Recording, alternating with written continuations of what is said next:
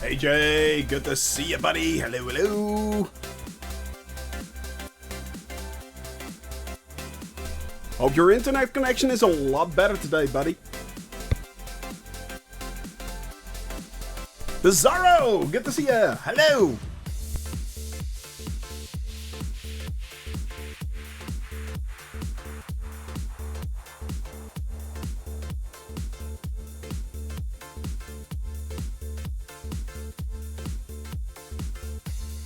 Italian Yank fan, how are you doing in NYC, my friend? Hope your feet are still very much dry.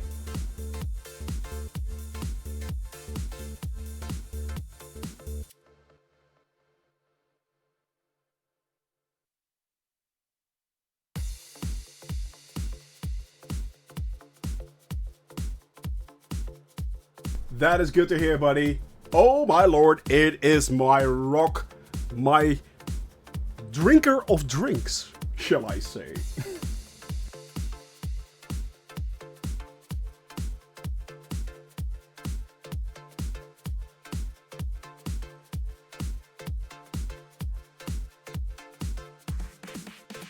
Restocked here, oh my lord, here we go.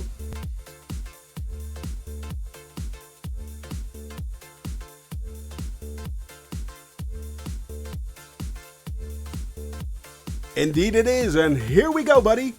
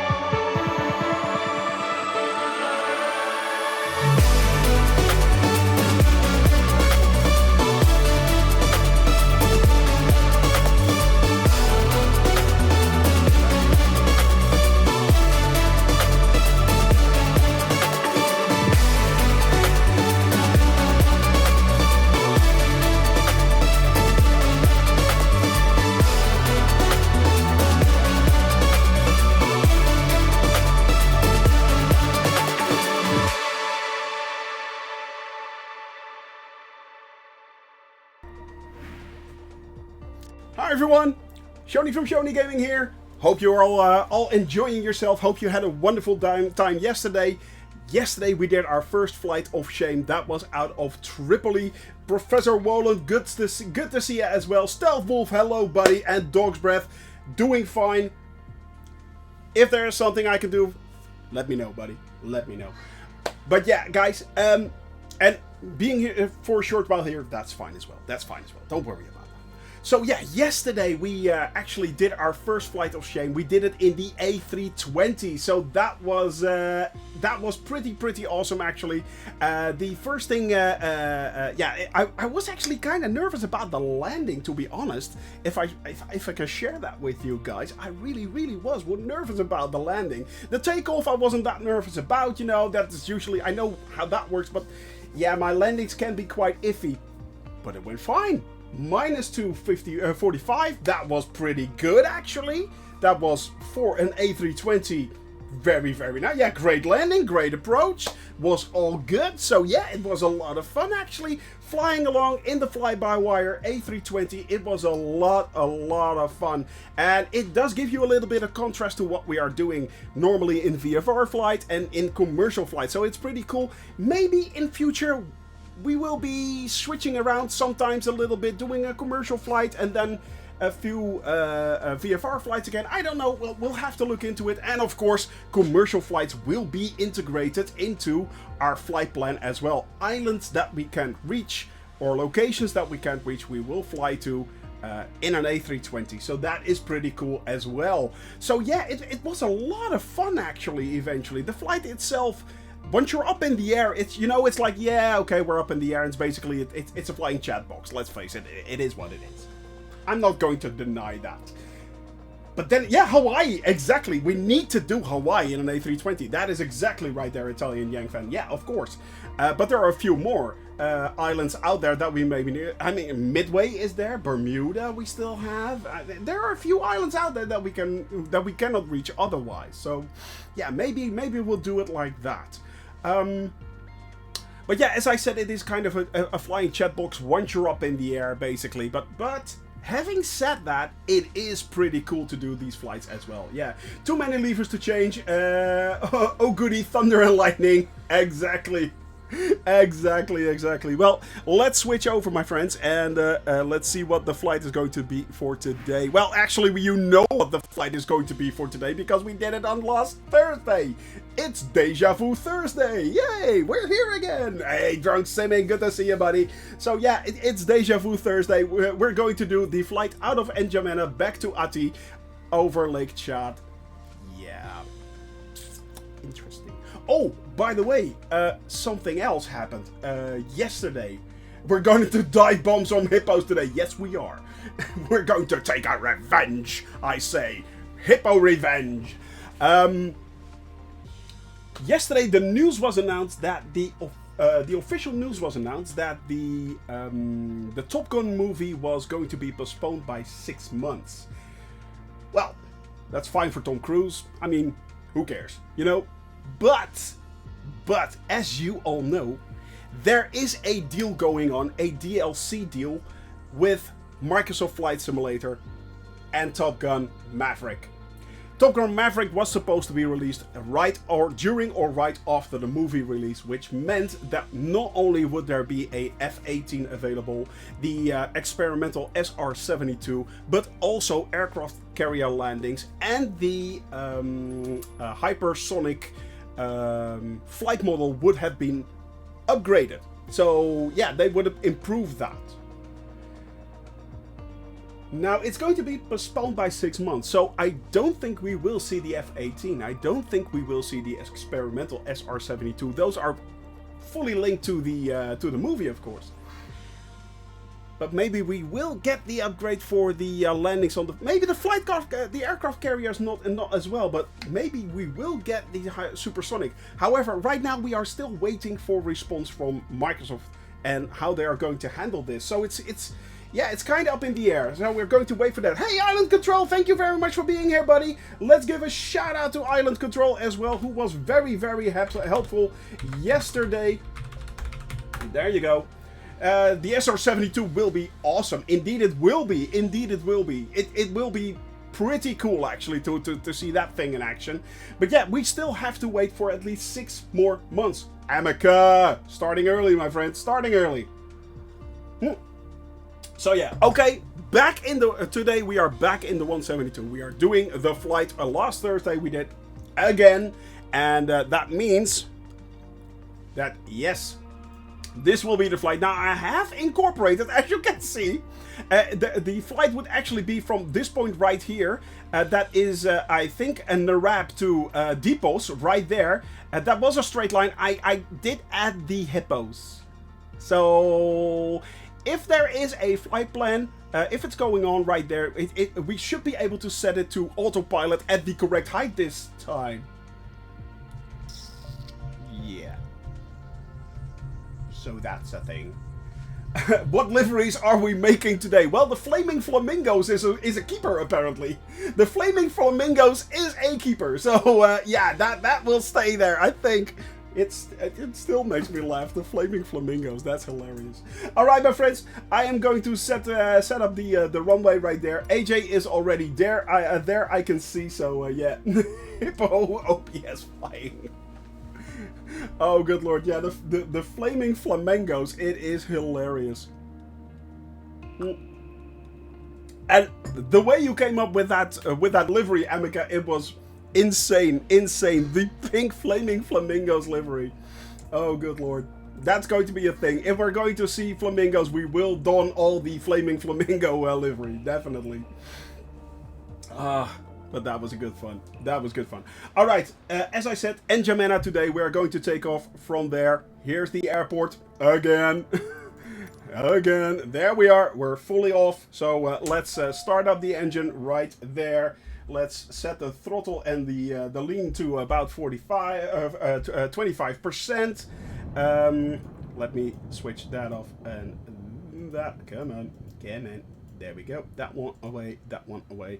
All right. Let's turn on the engine. Bippity boppity boop. Up and running. There are the avionics right there. The nav lights and the strobes and the beacon is on. Let's set the taxi lights on. All right, my friends, we're doing this. Well, actually, because we already did it, of course, last week, we're going to do it quite quickly again. 2,000 feet should be, well, let's set it to 3,000 feet just to make sure. 3,000 feet just to make sure. We are setting the flight director on. We are setting nav on. We are setting FLC on right there. And we are adding that up to about 74. So that should be good. 1, 2, 3, 4. There we go. We are setting the flaps to flaps 10. Switching over to the MFD right there. Moving out. Someone just spawned right in top of me. Hello. I don't know who you are, but hello. All right. Wind option 3 as always. We are setting the Squawko to VFR. And we are opening the nearest right there to make sure that we can inform you all about Kumbawa. There you go. Piper, good to see you, buddy, as well. All right, my friends, I think we are good to go. So, yep, let's get this show on the road. And we are moving and grooving. Now, the wind is actually coming from... All right, we can take off from runway... From the runway right here. Interesting. All right, and a lot of you are already in the right direction there. Yep, we're going to take off from what is that? Runway 27, I think. I'm not sure. All right.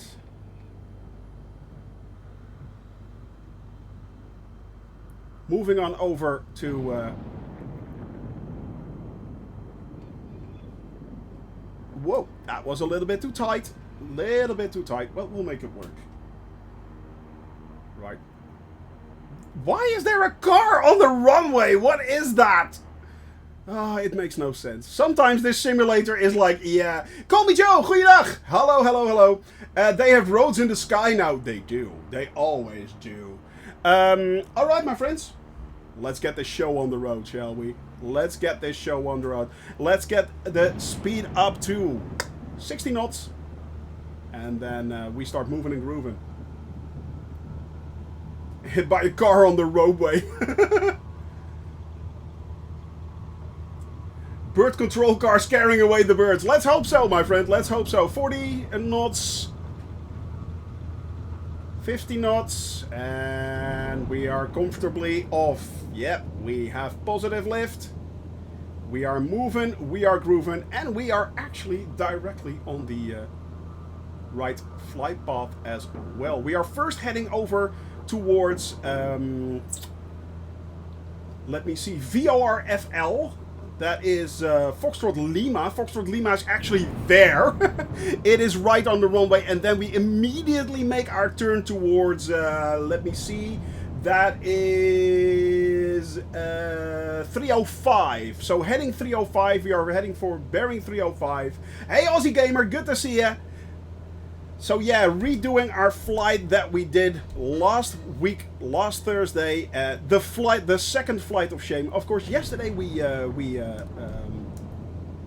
took off from Tripoli Airport in the A320, which went rather nicely actually. It all went very, very well. And today we are continuing our flight from N'Djamena, where we landed yesterday.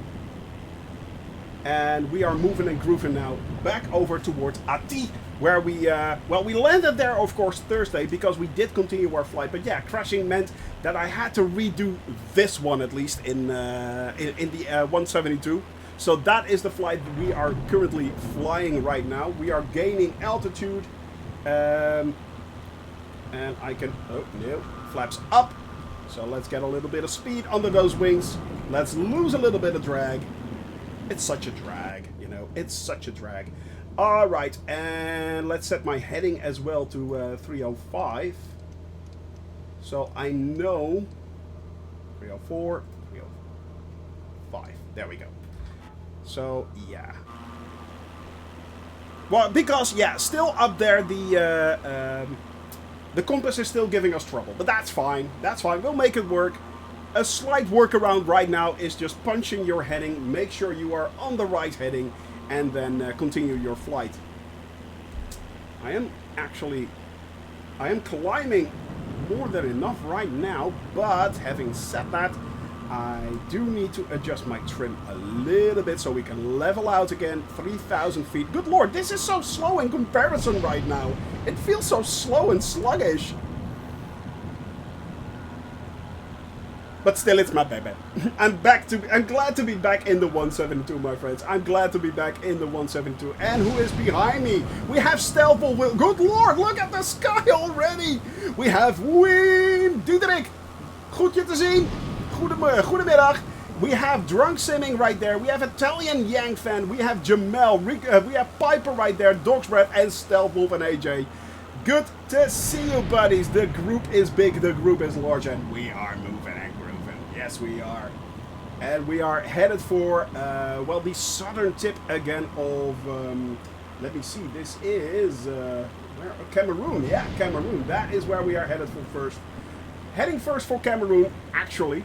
Then flying it back again over, over Lake Chad. Yeah.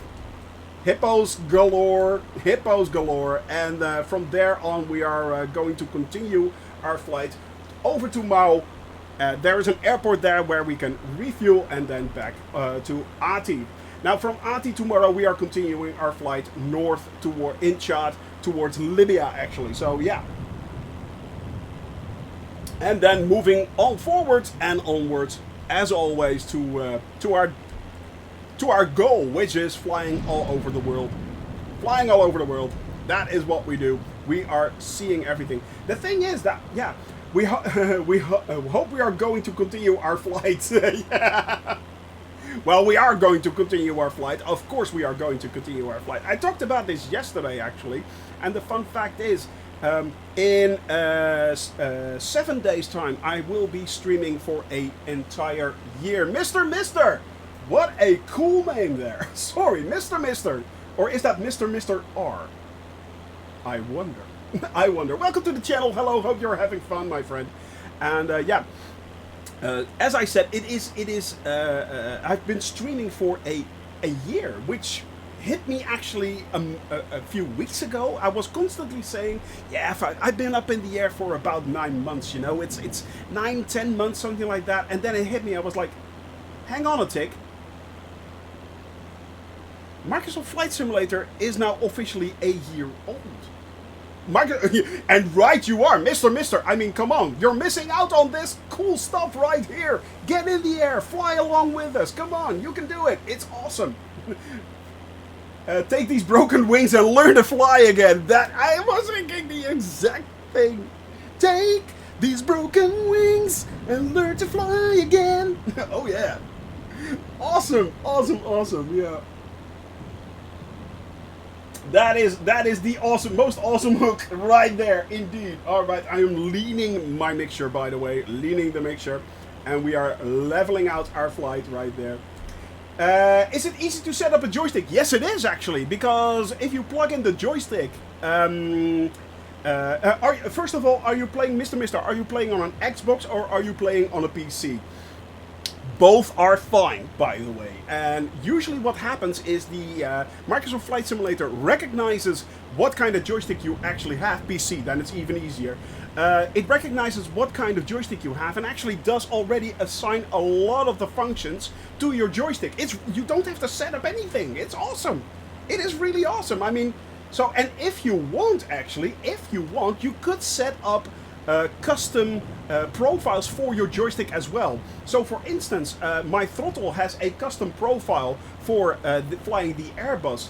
My joystick has a custom profile for flying the F-14 and flying the Spitfire, which is really cool. So yeah, oh, that doesn't matter. It really doesn't matter, Mr. I don't think it really matters that much. It just knows which buttons there are and it assigns a few extra options right there on the buttons itself. So in my case, I have the Thrustmaster HOTAS, for instance. It's recognized that immediately and it just assigned a number of functions. And if you want, you can of course assign as much as you want yourself. What you can do, as I said, is make a copy of your profile, which is really easy. You just click on your profile in Profile Manager at the bottom, and you select your joystick. You click on the Profile Manager. There's an option to copy it, and from there you just take that copy and basically do anything what you want. 8 gigabytes of RAM, 1050 Ti. I would recommend flying it on 1080p with settings medium to high. Medium to high. But yeah, it should work. It should work. I've seen people flying on a GTX 960 just fine. But don't set it to 1440p. But set it on 1080p. You should be good. You should be good. So yeah. Not only can he fly, he can sing too. Well, hardly. When we hear the voices sing, the Book of Love will open up and let us in. Exactly that. Hey, Dijon, good to see you, buddy. How are you doing? Hope you're doing well, my friend. It is Thursday, and maybe you recognize the flight right up there. Yeah, we did that like last Thursday. Oh, yeah. Apparently, by the way, I'm not the only one who's a doofus. Captain Arash actually managed to get his plane into a flat spin while watching geese in Greece. Say that 10 times quickly. Ah, geese in Greece, geese in Greece, geese in Greece. So, yep. Been downloading like 4 hours. I just want to fly. It is a large installation. There is no denying that. And Mr. Yeah, sorry to tell you, but once you've done that, there is the option to actually download the because the standard installation is, I think, like with around 90 gigabytes, something like that. But once you're done and you're actually in the game, you can go to the marketplace and you can download, of course, the world updates 1 through 5 from there. And next week 6 will be added. So it's not obligatory to actually have them installed if you're not flying over the areas of the United States, Japan, UK. Well, actually it was Japan, United States, UK, Benelux and France, and the Nordics, aka Scandinavia and Iceland. You don't need to install them, but if you're flying over these areas, I can highly recommend that. However, that's another 100 gigabytes of download right there. Don't want to scare you, but there you go, buddy. There you go. Just keep downloading everything. Exactly. Just pull it in. Just slurp it in, baby. Slurp it. I've downloaded the internet and all I got was this lousy t-shirt. So, yeah. Bye-bye there, Dog's Breath. Thank you very much for being here, buddy. I hope you are well. And I will see you again pretty soon, buddy. Pretty soon. You have a wonderful, wonderful day. Wonderful day. I'll see you tomorrow. Is someone else leaving? Meant for the download. Oh! And yeah, he's right. Dog's Breath is actually right. You were saying that to Mr. Yeah, exactly. And here I was thinking you were leaving. No. Yeah. Download. Yeah, been downloading. Let me see. Wait. Don't have that much space left. Yeah, it does help to have actually a pretty big hard drive as well. Yeah, and I can truly recommend, if you can, install it on an SSD. That will help. Manners maketh man. Kingsman, how are you today in Liverpool? Hope you're doing well, buddy. Hello from Amsterdam. I have 180 gigabyte left after the download. Yeah, it's going to be tight. It's going to be tight like a tiger, buddy. But yeah, the thing is that it is a very, very large installation. It does help actually to install it on an SSD or even an M.2. That makes it even better. In my case, I run it from an M.2. It helps out a lot. Speed does help out a lot. But yeah, it's not necessary. It is not necessary. But what if I don't want to update? You don't have to. Mister, you don't have to. It's all up to you. It's up to you what you install. I mean, the main installation, there's not much you can do about that, buddy. There's not much. I mean, it is 90 gigabytes. Not much you can do about it. However, the world updates, they are basically yours to install. So, yeah. If you don't want to install them, don't install them. It's that simple. Simply don't install them. You don't need to. So yeah, that is all down to you. And I think that is also very nice because let's face it, a few months ago, actually before the Sim Update 5, actually, it was obligatory to actually also install the world updates as well. So they basically ripped that out and made it optional for you guys to install. Yeah. Just don't want to do the world update, then don't. Then don't, Mister. I mean, then don't. But if you are flying over certain areas, for instance, and you can install, for instance, if you're flying just over France, let's take the UK. I mean, the UK update was Scotland, Wales, Ireland, and of course, United Kingdom. Nice area to fly over, especially GA. I can truly recommend that. If you just are flying that area, just download the UK update. Just download that one. And then you're fine. Super Typhon! There he is, buddy. How are you doing? Top of the morning to you, buddy. Hope you're doing well. But yeah, it's all up to you, Mister. And this goes for anyone, by the way. I mean, if you're not flying in certain areas, just uninstall it. I mean, it's not necessary right there. But yeah, it is.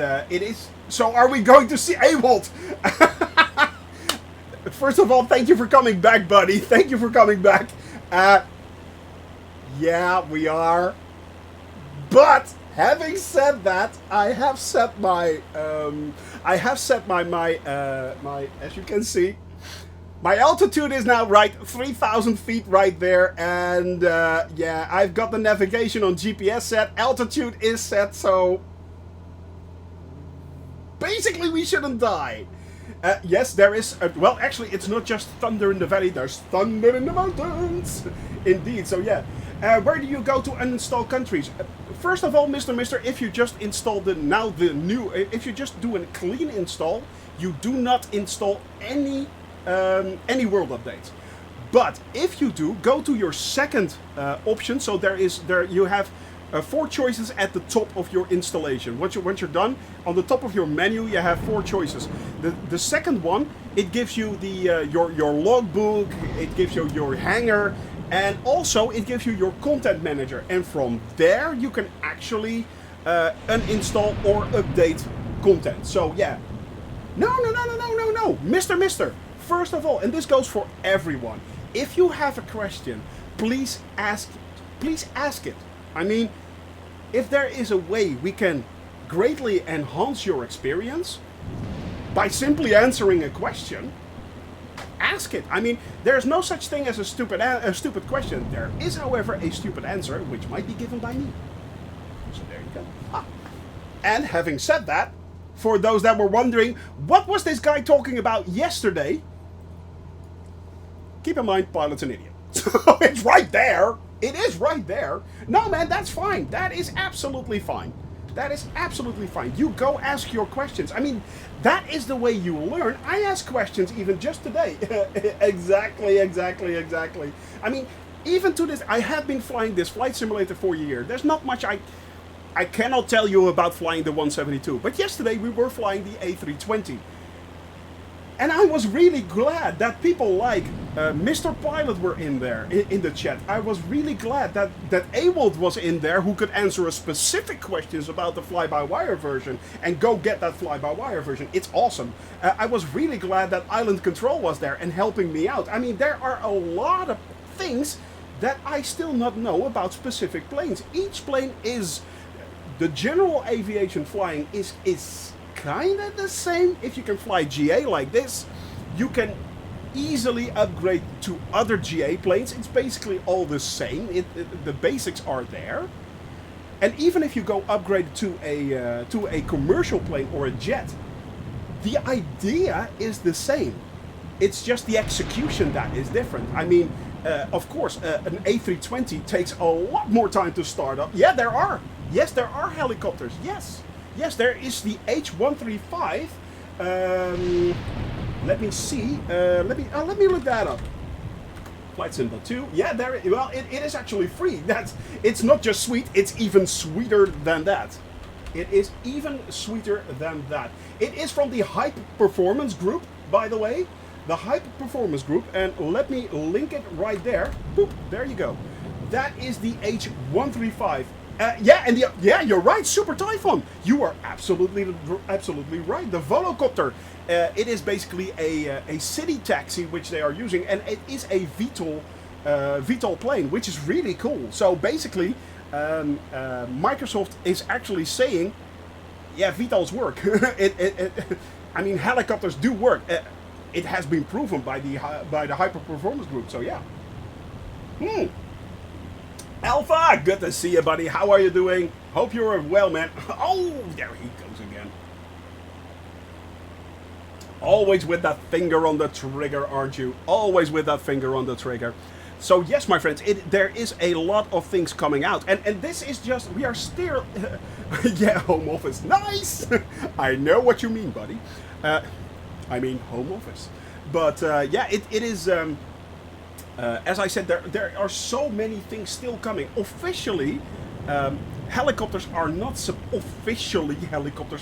supported by Asobo. Basically, you could say helicopters are currently endorsed. So yeah, we'll probably get the Spitfire as soon as I work with them. Man, Spitfires are awesome. There is the Spitfire from Flying Iron Simulations. Go get it. It's hilarious. It will try to kill you at landing and takeoff. Trust me on this. But actually, fun fact, Mr. Mister, we have a Spitfire stunt team, which is called the Blue Devils. It consists of AJ Rawlings. It consists of Nicodas, X-Hull, and Shinari Safari. And you can join them if you want. So yeah, Spitfire is a lot of fun. Once you're in the air, it's hilarious. But let me see, where is the Spitfire? AJ must be here somewhere. There he is. And you can actually see Spit right there. So yeah, it is actually the flaming flamingos. Yeah, okay guys, you have to see this again. I'm going to show this. This is absolutely hilarious. This made me laugh so loud yesterday. So loud. Let me see. There we go. Why does this not work? Yesterday it worked. Oh, there we go. Boop. Ah! The flying flamingos created yesterday during the flight. Emeka made this. Yeah. I thought it was a kind of a joke, but I'm pretty sure that this is going to be a thing. I mean, look at that. The flaming flamingos. It is so awesome. It is. Still fighting my Spitfire. It consistently tries to kill me and succeeds. I know. That is half the fun of it. I mean, oh, there it is. Look at that. Mister. There it is.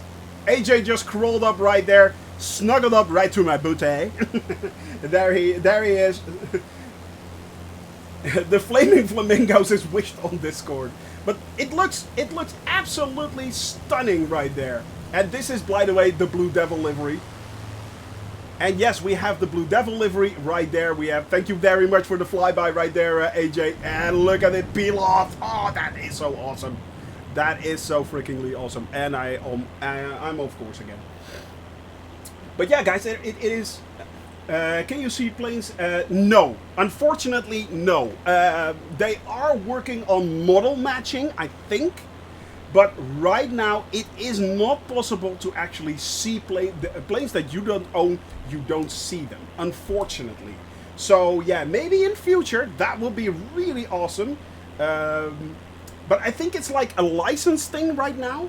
So unfortunately, the license cost, I think, would be way too high to actually show all the models. But it will not surprise me if this will be coming in future. It is one of the most requested things in Microsoft Flight Simulator currently. So yeah, they have both a bug list and a request list where you can actually vote. If you go to the Microsoft forum, the Microsoft Flight Simulator forum, which is really an active community, it's really cool. You can actually vote on, upvote certain topics and request which should be getting in there. I mean, we are still get this, Mr. and this goes once again for everyone. Get this, we are actually going to get working seasons in the future. In maybe this year, maybe next year, but we are getting working seasons. So the seasons will actually change. You will see colors change on the trees and stuff like that. Winter, snow will appear and disappear. It's going to be awesome. We will actually get Lake Chad had a hippo warning. Oh good lord, here we go. We will get the Aurora Borealis. Nearest airport, please. Let me look that up. Unfortunately, it is 41 nautical miles away, and that's where we actually took off. So that is Foxtrot Tango Tango Juliet, and that is N'Djamena Airport. That is the closest one. So you have to play catch-up, Kingsman. Either you can play catch-up with us, or, as I always recommend, slew into us. Much easier. Just load up, slew into us, and then fly along with us. Much easier. Got a fast plane. Exactly that. Exactly that.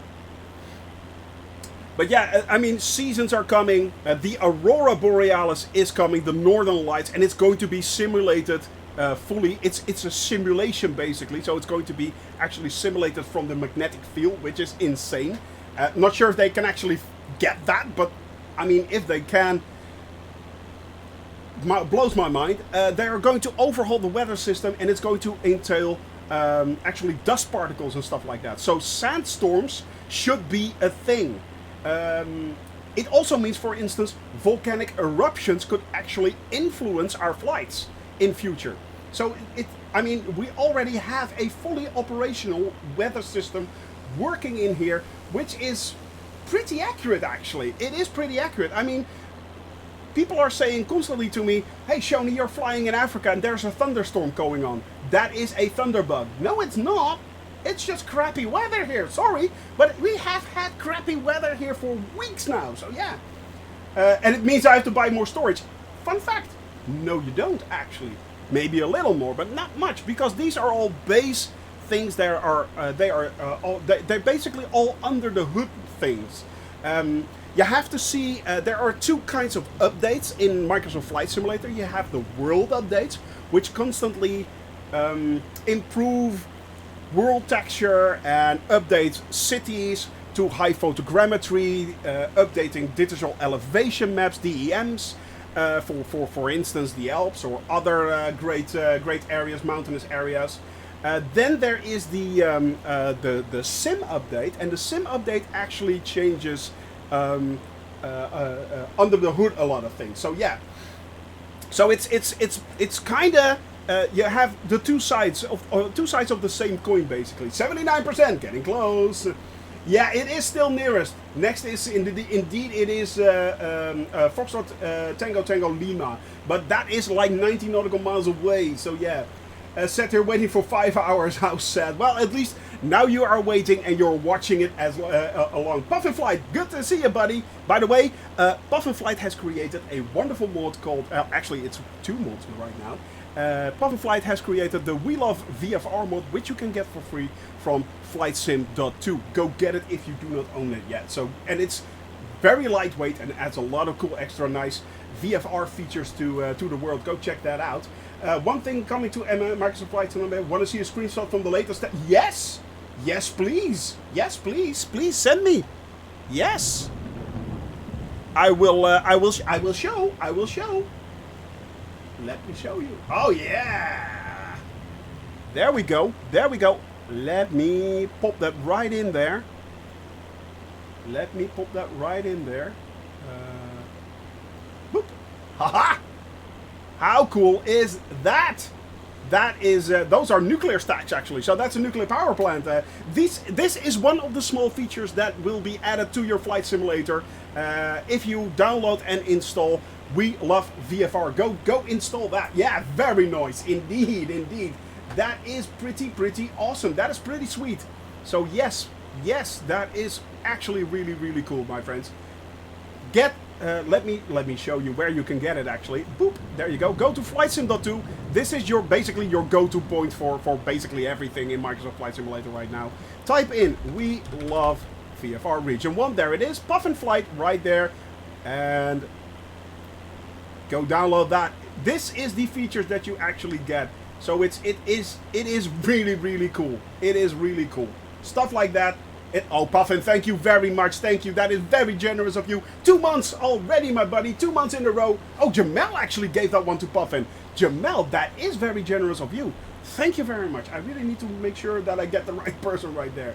But yeah, it is. Let me show you, my friends. The size is amazing. It is 33 megabytes. That's it. It is as lightweight as you can get. And this is just region 1. So that is the entire region where we are also, nearly flying in now again. So yeah, that is Europe. Puffin has also, because there is a version 2. We love VFR. Region 2, right there. Few thousand coolant towers will be added to new modular system. This means that there will be dozens of variations. That is awesome. So yes, the second one is up as well. Region 2 is up as well. That's the entire Americas. So, and again, 29 megabytes. Megabytes, my friends. Not gigabytes, megabytes. Yeah, that's nothing. That is absolutely nothing. So, guys, get that. Doesn't it count on more general object packs you have to download? I don't know actually. Does it, Puffin? I think Puffin will actually be able to answer that question right there. But it is really cool. I have it installed and it is pretty awesome. Pillar Point right here, California. I mean, Sudbury, the very large array. I mean, this is the one that was used in Contact actually. Contact used Contact the movie with Jodie Foster. So yeah, guys, it is. Go check that out. Go check that out. There we go. Now I need to check out where we are. Let me see. Ah, we are nearing. We are nearing our. We are nearing our flight of shame point. The one where it all went wrong. Yeah. The one where it all went wrong. But you can actually see here the area changing already around Lake Chad. I mean, look at this. Here we have basically a desert type area, a savanna type area, and suddenly you're coming right into marshes. So that is yeah. It is indeed very impressive to keep it that light. It is pretty amazing, yeah.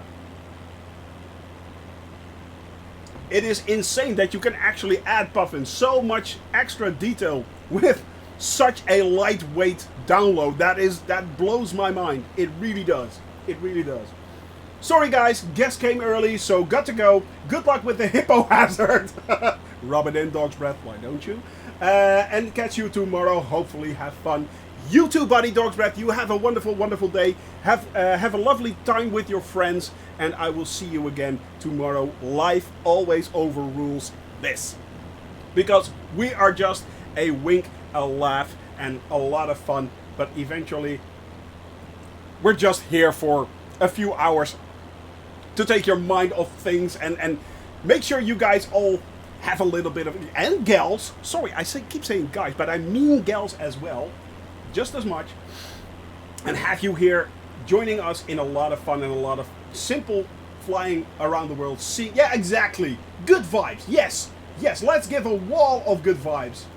I'm not sure if we actually gave a wall of good vibes over Chad right here. We always give the wall of good vibes to each and every country that we go to. And Chad, even though I disappointed you, Chad, I am sorry. Chad, I am sorry. I disappointed you, but yes, it is. Yeah, you still owe the good vibes. You do. There's only half a building cooling tower at Chernobyl, but I will find many of them in the rest of Europe and America. Yeah, but the thing is that Chernobyl actually is, of course, partially rebuilt. It is no longer the original structure, so Chernobyl is no longer a generic nuclear reactor anymore. I mean, it's got the dome over it, of course, which is, I think, cracking again. So yeah, it is kind of different right now. So it's different from any other standard Russian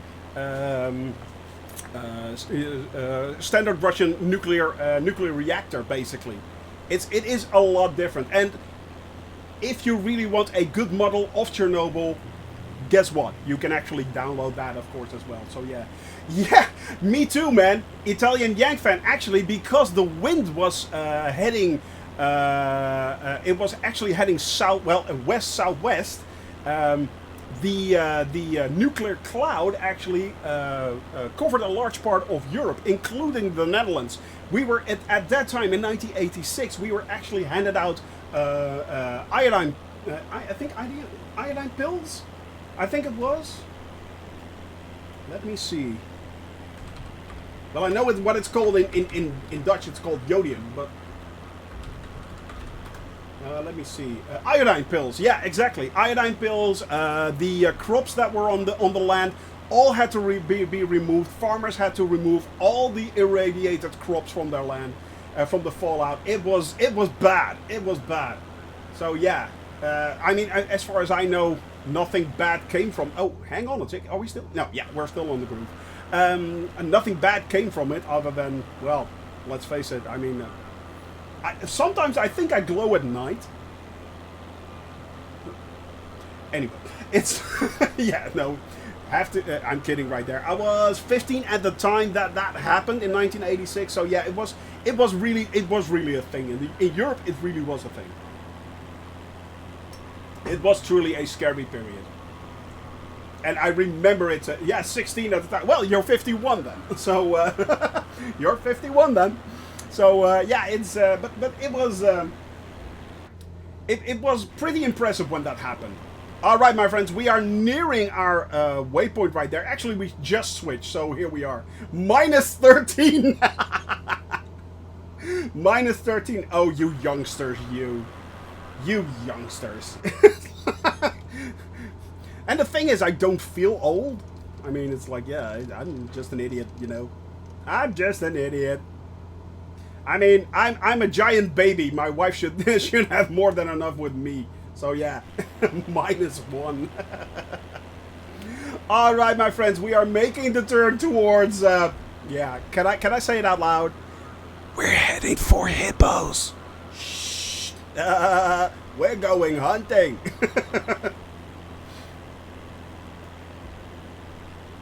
Okay. Now the Hippo should be where Kingsman, I think, is in the distance. I think. Not sure. Maybe. Let me see. Because yeah, we are going slightly off course, as you can see at the top. We are going slightly off course, but we are headed straight for the Hippos right now. So it's yeah. What do you call a long-haired hippo? A hippie. That one's for you. Yeah. That one's for you. But it's okay. Let me see. 2,800 feet. The last time I did this, I also went in low. I'm not doing that again. Yeah, not making that mistake again. I'm not that stupid. I'm not that stupid. Well, maybe I am, but all right. Let's set the.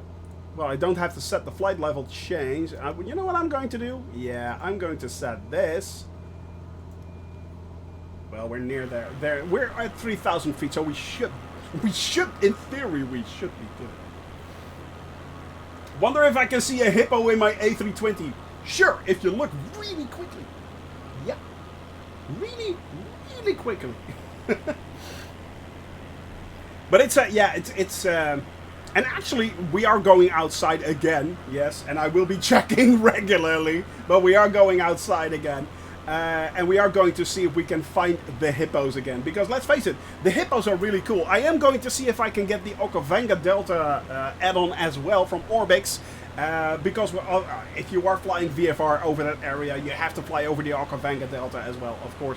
And there are many animals in there as well. There are hippos there, there are rhinos there. Elephants, of course, which is really cool. I think wildebeests even. It's amazing. And the thing is, they all move. Basically, so it's really, really cool. What do you call a lying hippo? A hypocrite. Whoa, that is, yeah, that's reaching. That is reaching, Stealth. Good lord, that is reaching. Wow. Oh my.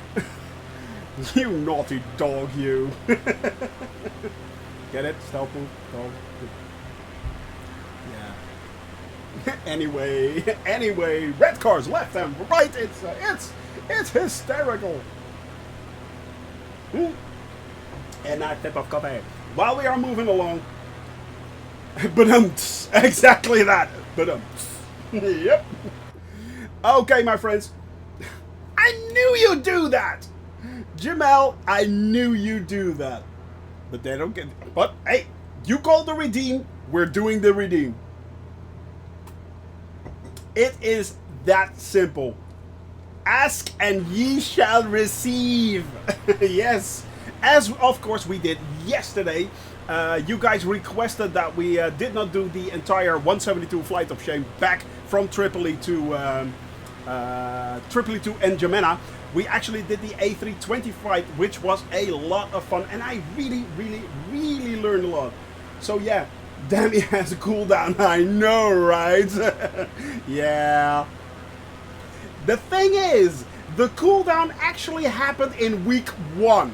I kid ye not. It actually happened in week 1. When I started streaming last year, I had no clue how these things work and how the channel points worked and stuff like that. I had no clue. So, yeah. I learned pretty quickly with Hydrate. I really did. Yeah, because it was even worse. It was even worse. You guys could spam it like there was no tomorrow. Yeah, and sometimes you actually managed to get me to the toilet before the end of the stream, which is impressive on its own. But that was bad. That was really bad. People abuse stuff on the interwebs? No, I know, right? Shock and horror. Say it ain't so. Say it ain't so. Yeah, we all know it happens. We all know it happens. It's fine. Yeah, funnily enough, you learn quick as a streamer. Yeah, you have to, or otherwise, basically, it means adult diapers. Take your pick. It's either one or the other. I'm a heavy drinker. Hydrate will be an issue for me. Yeah. Yeah, this is vodka, and we are flying and drinking all that. I am. So yeah, kind of like that. A shot of vodka. Well, there you go. Yep, there you go. Not that type of drinker, but I get what you mean. Okay. Pretending to be drunk has that work? No. Yeah, let's just say my wife is incredibly smart compared to her. I'm a freaking monkey. So, yeah, she's not easily fooled. Basically, yeah. I mean, I'm not stupid by a long shot. Well, I am stupid, but I'm not an idiot. Well, I am an idiot, but yeah. There's no way I can talk myself out of this, is there? And there simply isn't. Yeah. I mean, it's like, yeah. You know, it's like, yeah, it's a crash waiting to happen. You're only making it. I know, right? I know. I am making it worse. There's no way I can. No recovery here. And Shoney a spade. Yeah, dig deeper, buddy. Dig that hole deeper. Come on. Dig that hole deeper. There you go. Only when you're a pilot as per the sticker. Exactly. That is true. That is true. That is quite true. I mean, as I said many a times, and there it is again. The evidence is right there. So yeah, hey, Unknowns, good to see you, my friend. Hope you're doing well. Hope you're having fun. Yes, this is recognizable for a lot of you. We are redoing our Flight of Shame. Yay! So yeah, this is once again Lake Chad. We are now flying towards Hippos, and we are going to crash not again. Because that will mean, if I now crash again, that tomorrow's flight would once again be from Tripoli to N'Djamena. No, we're not doing that. Autopilot engaged. Exactly that. Exactly that. Well, we're not near the the Hippos just yet. They are right there in the distance. We can actually make them out right there. So yeah, I could actually see. Let's just see what happens. Let's just see what happens. We are at GPS, which is good. Altitude 3,000 feet should be more than enough. Don't die, don't die. Here we go. We are going to actually, it's going to now adjust so I'm exactly on course. So it's going to adjust a little bit, but we are staying nicely at 3,000 feet. And turning back, there we go. But you love Tripoli so much. I know, right? It's such a nice city. I love it. I wonder if I can change smoking prohibited to smoke 'em if you got 'em. Man, if you can do that, that would be awesome. That would be awesome. Actually, fun fact, I'm not sure if you actually are, some of you are well known with the Fun-Loving Criminals. They are a band, but they actually have a song called Smoke 'em If You Got 'em. And it goes something like, smoke 'em if you got 'em. If you ain't got 'em, then you hit rock bottom. It's a cool song, by the way. Yeah, man, the Fun-Loving Criminals are awesome. 2 years ago, I think they were actually in the Netherlands, and I missed the show. Oh man, I was so sad, man. I was so sad. But yeah, I love the Fun-Loving Criminals. They are so good. I mean, running around, robbing banks, all whacked up on Scooby snacks. Oh yeah, they're great. They're absolutely great. So yeah, go check them out on Spotify. Unfortunately, I cannot, of course, do that. But oh, you sneaky devil. Mm-hmm. But actually, we reached the final sip. Dun dun dun! Too much. Yeah. Again, let's not do that, shall we? Fun-Loving Criminals are awesome. They are truly, truly awesome. I really, really, really love the Fun-Loving Criminals. We are going to hook up the controller. Controller, yes. Are we still on autopilot? Yes, we are still flying on autopilot. We are now cruising along at 115 knots at 3,000 feet. We are moving, we are grooving. And we are going to the... let's go outside. Yeah, I'm kind of scared, guys. I am kind of scared, but it should be fine. He said overconfidently. Last time you said that, you died. Yes, I did. I actually died. And there are the hippos that caused our death. Yes, they're back again.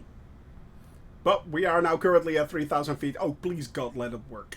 Oh, please, God, let it work. I don't want to die. But the hippos are really cool. They are. They are. I mean, we don't see wildlife that often. So, if we actually can make them out, there they are!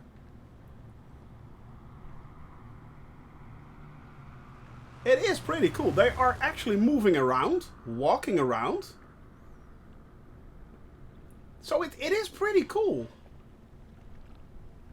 Pretty hard actually to get up close, but...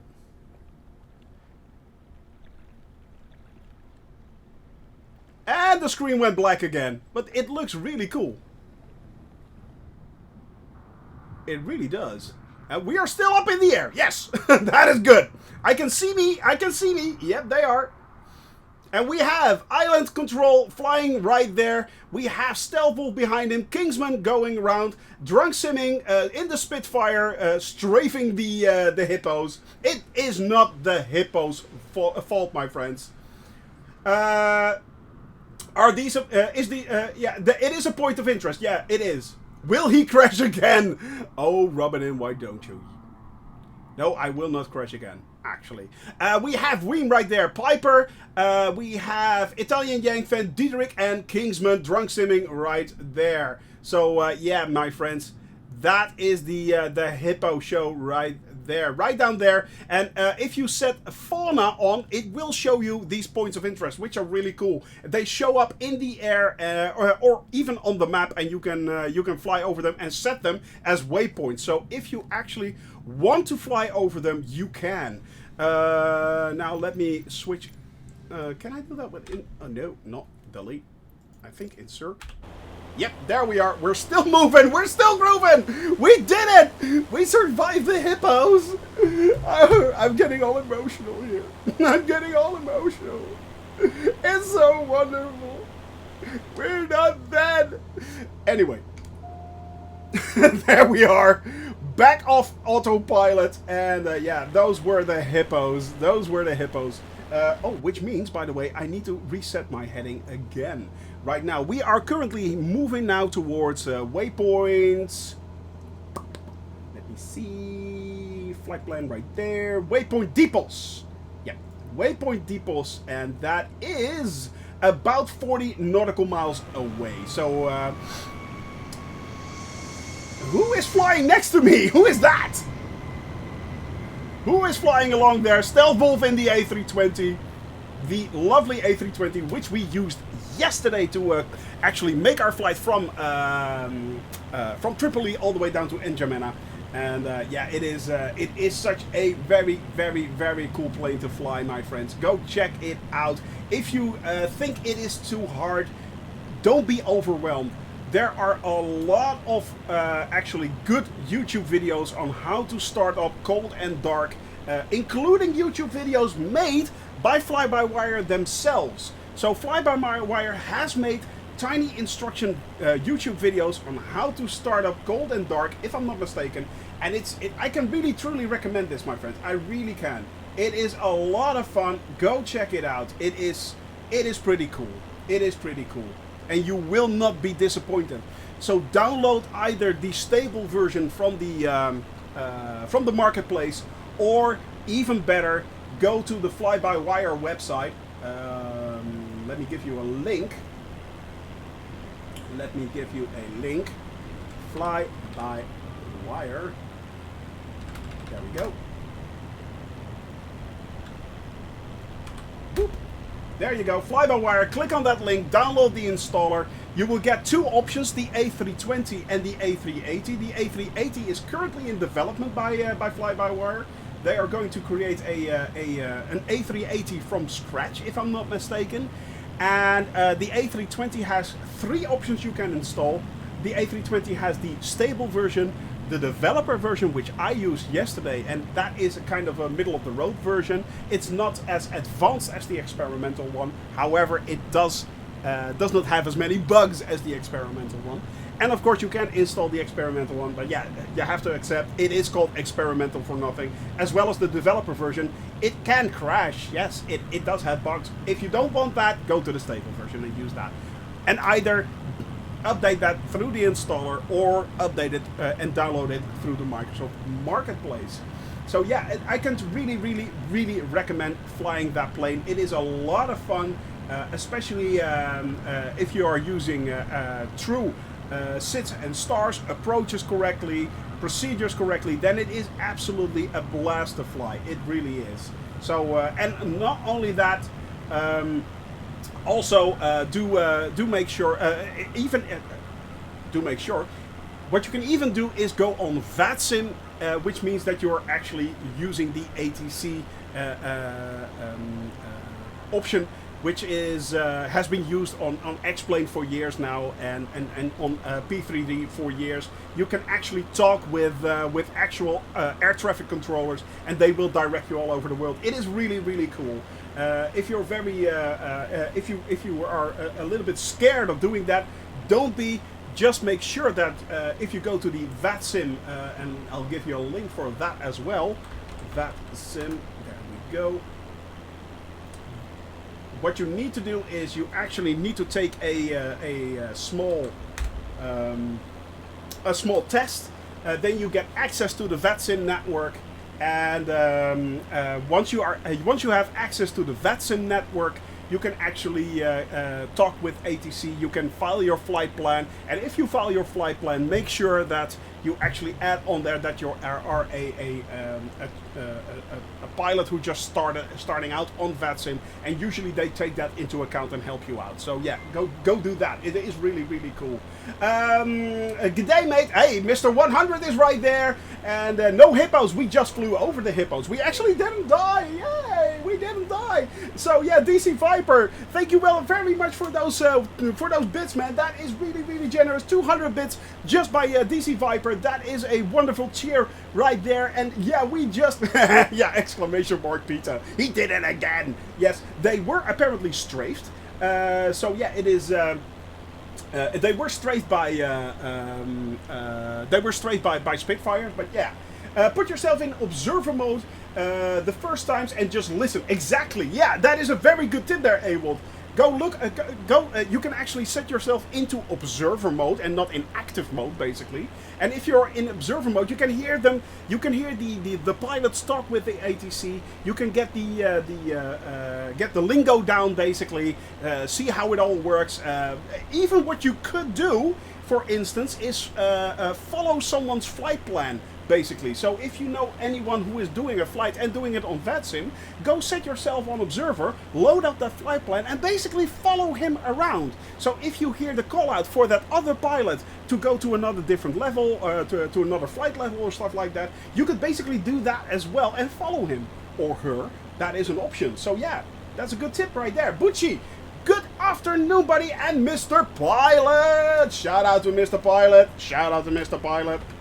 How are you doing, my friend? Mr. Pilot 222, friend of the channel right there. But get permission first. Yeah, okay, that does help. Yeah, that is true. That is true. So yeah. Also, I also find it helpful to use the live ATC. Yeah, to listen to the local tower. Actually, I think there is also a app which you can download. I think it's like $60 or something like that. And you can actually talk to a computerized ATC, which kind of works as well. Apparently it works really well. I'm not sure what that is, but yeah. Also true, but I don't think my local towers are on that. Yeah, exactly. Pilot to ATC, exactly, DC Viper. Yeah, exactly. Pilot to ATC. It is pretty expensive. I think it's like €60. But apparently, or dollars, but it is really good. Apparently, I hear a lot of good things about that. Let me see. Pilot to ATC. I was actually looking into that. There it is. Purchase. What is it? Yeah, $60. It is pretty expensive. It is pretty expensive. There we go. Pilot to ATC. You can download that from there if you want. Install it, but you have to buy it. That is that is payware. So, but I hear from several people that it is really, really good. So yeah. Back to Tripoli I go. No, say it ain't so. Stealth Wolf, say it ain't so. If you're a little... yeah, exactly. Yeah. So, yeah. Ivao... How do you pronounce that, actually, island control? Ivao? Or... I know VATSIM is VATSIM, of course, but... India Victor Alpha Oscar? I don't know. But that is an alternative, actually, to VATSIM, and it is used by a lot of VFR pilots as well, if I'm not mistaken. Yeah, so... I vow. Yeah, evow. Yeah, okay, evow. Exactly, evow. Yeah. So yeah, depends on which day I say I vow. I vow I shall do this again. I vow. Yes. But yeah, guys, it is I vow. So that is bad. That is bad. But yeah, there are many options to actually get into commercial flight and actual commercial flight through VATSIM or evow or Pilot to ATC. If you're and go check it out, go set it in observer mode, for instance, and follow it around. So yeah, it's VFI. No, VFR. Rrr. Like rrr. Rrr. Meow. Why do I do that? Why? Anyway, it's but yeah, it's you naughty dog. And you can fly VFR too. Yeah, I think on evow it's a little bit easier than on VATSIM. And I mean, don't get me wrong. I love concepts like that, and I love actually that a lot of people are very invested in that. I mean, if you want to see how the other side works, like how an actual ATC works, there are a few channels out there on both Twitch and on YouTube. The most well-known, of course, is Jamie, London Controller. He usually does a few VATSIM streams where he actually controls the air traffic. Go check that out, and it is really, really cool to see. But yeah, it's Earth is so strange here. Is it water or land? People in New York are saying that too. Oh, yeah. DC, that one's for you right there. That one's for you right there. Yeah. Indeed, indeed. Italian Yank fan can fill you in completely.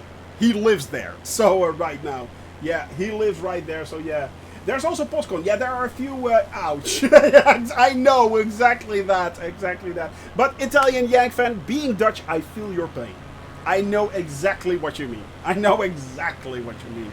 So, yeah.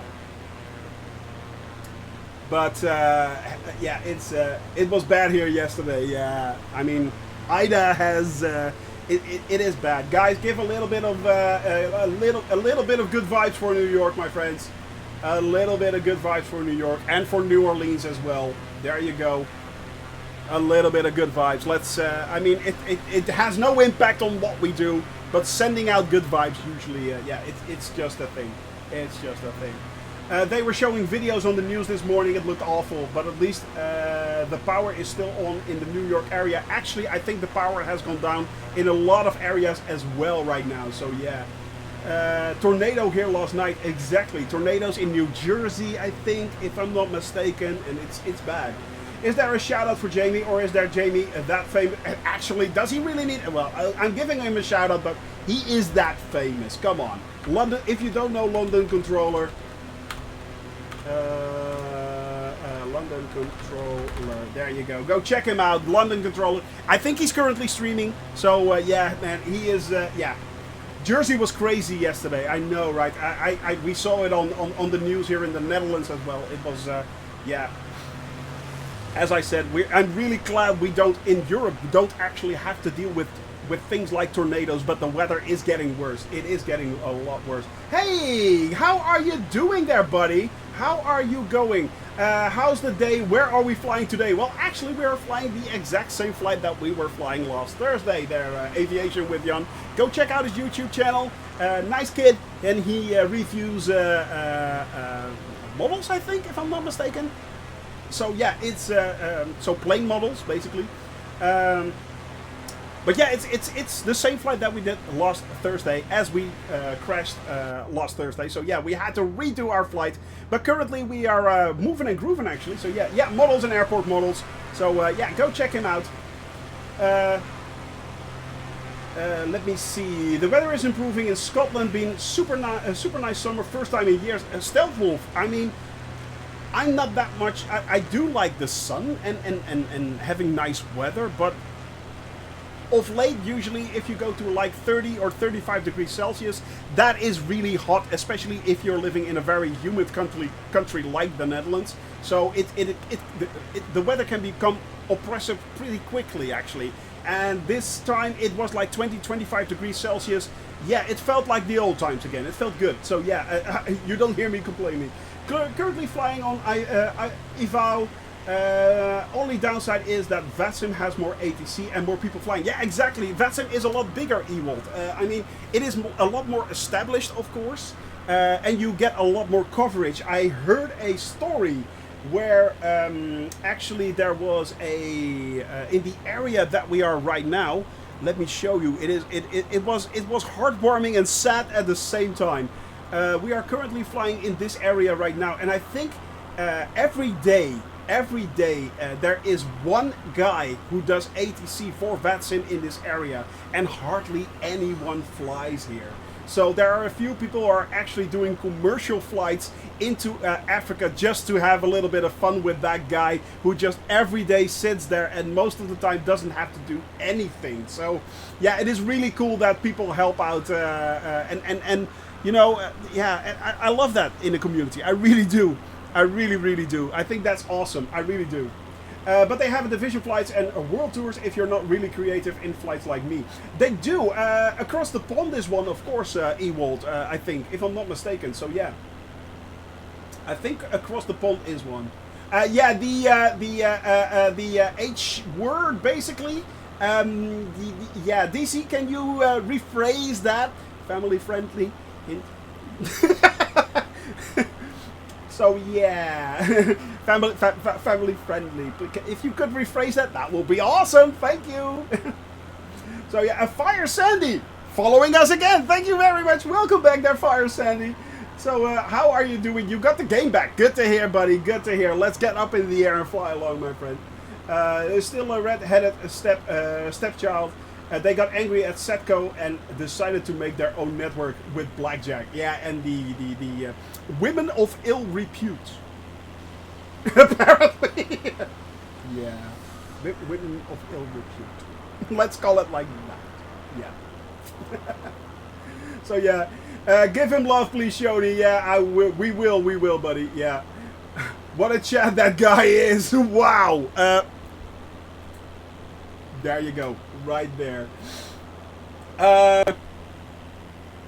Yeah, go check out Aviation with Jan channel. Yeah, please, if you could. So yeah, if there's an ATC pilot, if there is ATC pilots will follow. I spent hours with the with few traffic, but it builds a following for more pilots in future. See you all in the UK soon. Well, there you go, Island Control. So yeah, he is a good guy. Go check him out. Especially, he's also a very nice guy. So yeah, and very helpful yesterday, Island Control. Indeed, you were, buddy. Indeed, you were. We raided you a little time ago, didn't we? While you actually didn't we raid you while you were doing ATC? I think we did. I think we did, actually, Island Control. Correct me if I'm wrong. Nomad, yes, back in the Cessna. Yesterday we were flying the A320. Yeah, exactly. Yeah, exactly. Yesterday I was flying the A320. Of course, I was doing my flight of shame. Yeah, that was a thing. So basically what happened last Thursday is I crashed while hippo watching. Apparently wildlife can be very deadly in this simulator. Look at Captain Arash, who died watching geese in Greece and went to do a flat spin. Hey, Malthius! Well, hello, buddy. How are you doing? How are you doing, my young friend? How are you doing? Hope you're doing well. Hope you're doing well. Guys, if you do not know, Malthius is actually my brother-in-law. And he was the guy. Guys, give Malthius a little bit of hype here. Give him a little bit of hype. Because it was Malthius, together with High or Flow, one of our mods, who actually suggested a year ago that we started streaming. That I started streaming. That was his fault. So if you have any complaints about Shoni Gaming, go talk to Malthius. Not my problem. So there you go. Hype indeed. There you go. Hype him up. So yeah, it is. He is the actual reason. He is the actual reason why I started streaming. So yes, DC Viper just gave you a sub as well to to Shoney Gaming as well. So yeah, thank you very much there, DC Viper. That is impressively generous of you. That is incredibly generous of you, I actually wanted to say. So yeah, my friend, thank you very much there, DC Viper, for giving Malvius a little bit of Category love right there. That is awesome. So yeah, it is, sorry, yeah, Jamel, I crashed. Okay, I crashed. I did, yeah. DC Viper, I haven't done VATSIM flights since Sim Update 5. I'm worried still about the altimeter bug. Yeah!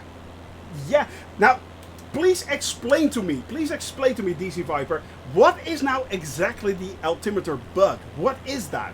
Because I tried to look it up and I can't seem to find it, and to be honest, I don't have any issues with the altimeter other than, is the altimeter not set correctly or anything? Or if you set it manually, doesn't it work? Or what's going on? We need a Shoney style positivity in the world. Well, we do. And fun fact, actually, Malvius Gaming, well, he is my wife's younger brother. And yeah, I've been racing him up a little bit. He came along a lot of times when he was young. He did sleepovers here with his sister and his brother-in-law. And I told him actually a few bad things, and I think I kind of made him worse, which I really like. I'm not even sorry. I'm not even sorry. So there you go. Ooh, Konok, you just redeemed the final sip. Here we go. The final sip shall be drunk. It shall be thrown right into my trap right there, and it shall flow down straight into my stomach. Here we go. Final sip reading right there. Konok, that one's for you. Well played. All right. Let me see. Bug is in the button. The telemetry reports another altitude than your. Oh, really? The telemetry reports another altitude than your plane does. Well, that is actually true. Because, yeah, so flying at 35,000 feet seems to the controllers of radio at 36. Exactly, that was what Island Control was pointing. And actually, I think you were pointing that, Awold, you were pointing that out as well. You're a bad influence? No, say it ain't so. I know, right? I know. I'm a devious chap. Right there. But yeah, actually, that is quite true. We, of course, yesterday we could actually see that, where I was flying at 35,000 feet, but I think Island Control, if it was you who actually said I was flying at 36 or 37,000 feet, actually. So that's the thing. So yeah, that kind of explains. But the thing is, that actually happens here as well. Although I never actually made that link. I never connected it like that. I mean, of course, we see everyone flying here at 3,000-4,000 feet. That's fine, but apparently, so yeah. I think it was a pressure setting rather than an aircraft issue. Oh, so basically it's kind of like the weather thing. The weather system influences the pressure wrong, which means that it actually... It also, in MFS, Microsoft Flight Simulator, is you see people next to you and it reports higher. That is absolutely true. Lionel from Asobo did an interview with Digital Foundry. Apparently some of the code for that is legacy Flight Simulator X code. Wow, really? So yeah, they may have to read. But that, hang on a tick. Is this the reason? Is this the reason why Sebastian from Asobo actually said we need to redo the entire weather model? Is that the reason? Because the pressure is actually wrong? Because they are going to, as far as I can tell, they are going to rewrite the entire weather model. Yeah! Exact. So that is why. And of course they also are going to integrate the dust particle system, which well, let's face it, how cool would it be if we would be flying here and see a dust storm coming our way? I mean, I'd be scared out of my pants, let's face it, but pretty cool. You know, it is pretty cool if that would happen. So yeah, exactly. And I'm so much, of course. Dang it. I'm not even close. Oh, good lord. Actually, we made a turn. Yeah, so... yeah. That is what happens when you keep talking, Shoney. Really, it does? Yeah. You just fly off straight into the different direction. So, yeah. They should add seasons. Unknowns, they are adding seasons. Yes, they are adding seasons. 2021, 2022, they are actually adding seasons. It is currently a work in progress. The work has been started on it, and they are going to release it. So yes, Unknowns, seasons are coming. Seasons. Winter is coming. So of course you have to do that. I just wanted the glass cockpit systems that can display METAR to be able to query the sim if you're not on. Aren't they doing the glass cockpit thing as well? If I'm not mistaken, they are doing that, aren't they? There's also seasons mode, but I'm not sure how well it works. I think DC Viper, you actually have to set the seasons yourself. I think you actually have to set the seasons yourself. So you have to change it manually. And what a Sobo is currently doing is they are working on a system where the seasons gradually change when the season basically changes. So yeah. String chat, sorry in advance. I just saw it pop by. What did you do? Let's see what Amica did. Let's see what Amica did. What did you do? Pop that one right there. Let me see. What did you do? What did you check? Ha! Oh, that is cool. That is cool. And this smoke him if you got him. Oh, that is awesome. That is awesome. I think a new update is coming right there. Yeah, it is coming. The warning text on the previous image. Did I say something wrong? Let me assure you. Assure that no fauna whatsoever is present along the flight path. Along the flight path, the pilot,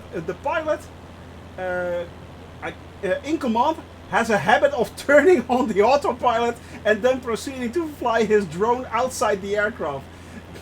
This may cause a rapid descent, which will most likely cause a crash and an instant death.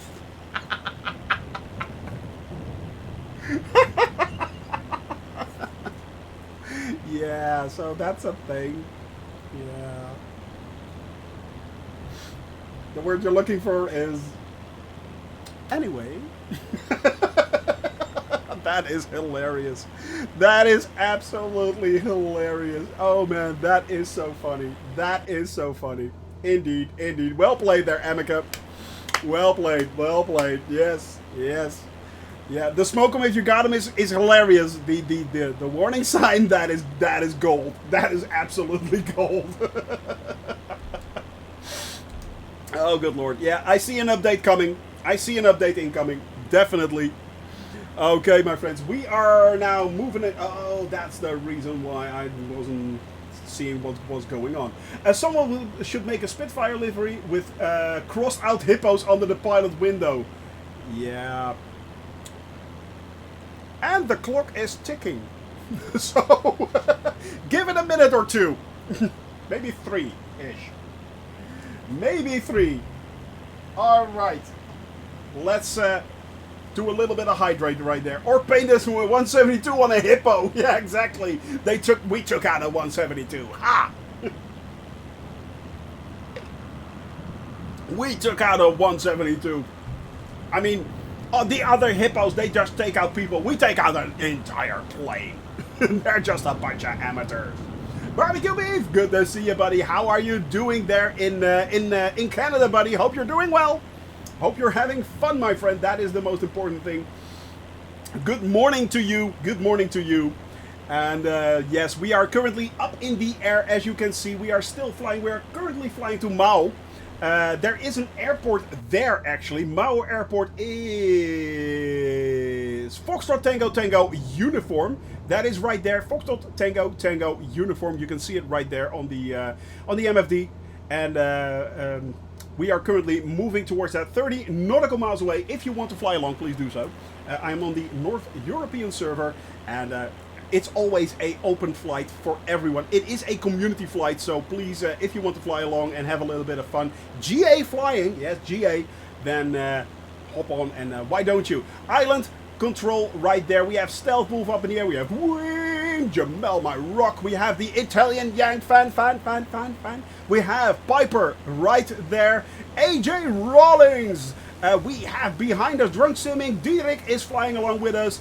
We have Gigatons. Who is Gigatons? Who was that again? Sorry, I keep forgetting who is Gigatons. Perfect, will join momentarily. Good to hear that, buddy. And there is someone else in there hidden as well. I can't see it. Just... Who is in there? Who is in there? There is someone in there. If you're in there, please say hello. Please say hello. Most are flying. Most are GA flying. Well, true. And the thing is, one of these days I'm gonna have a morning off so I can fly along. DC Viper, that would be awesome. It would be an honor to have you flying beside me. It really would. It really would. Bizarro starting up as well. So yeah. That Boy Energy, you guys are flying to TTL at the moment. No, we are flying towards FT. We're flying towards Foxtrot Tango uniform, actually.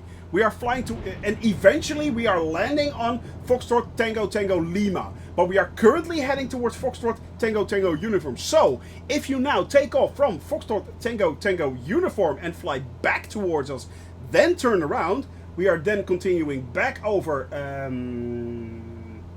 Foxtrot Tango uniform, and then heading for Foxtrot Tango India. If you, by the way, if you want to know the route, just type in the ! route command and you will get everything right there. You can even get METAR information as well. In this case, there is no METAR information on AT Airport, but there, for instance, is METAR information on where we left. What is the? Is there also METAR on?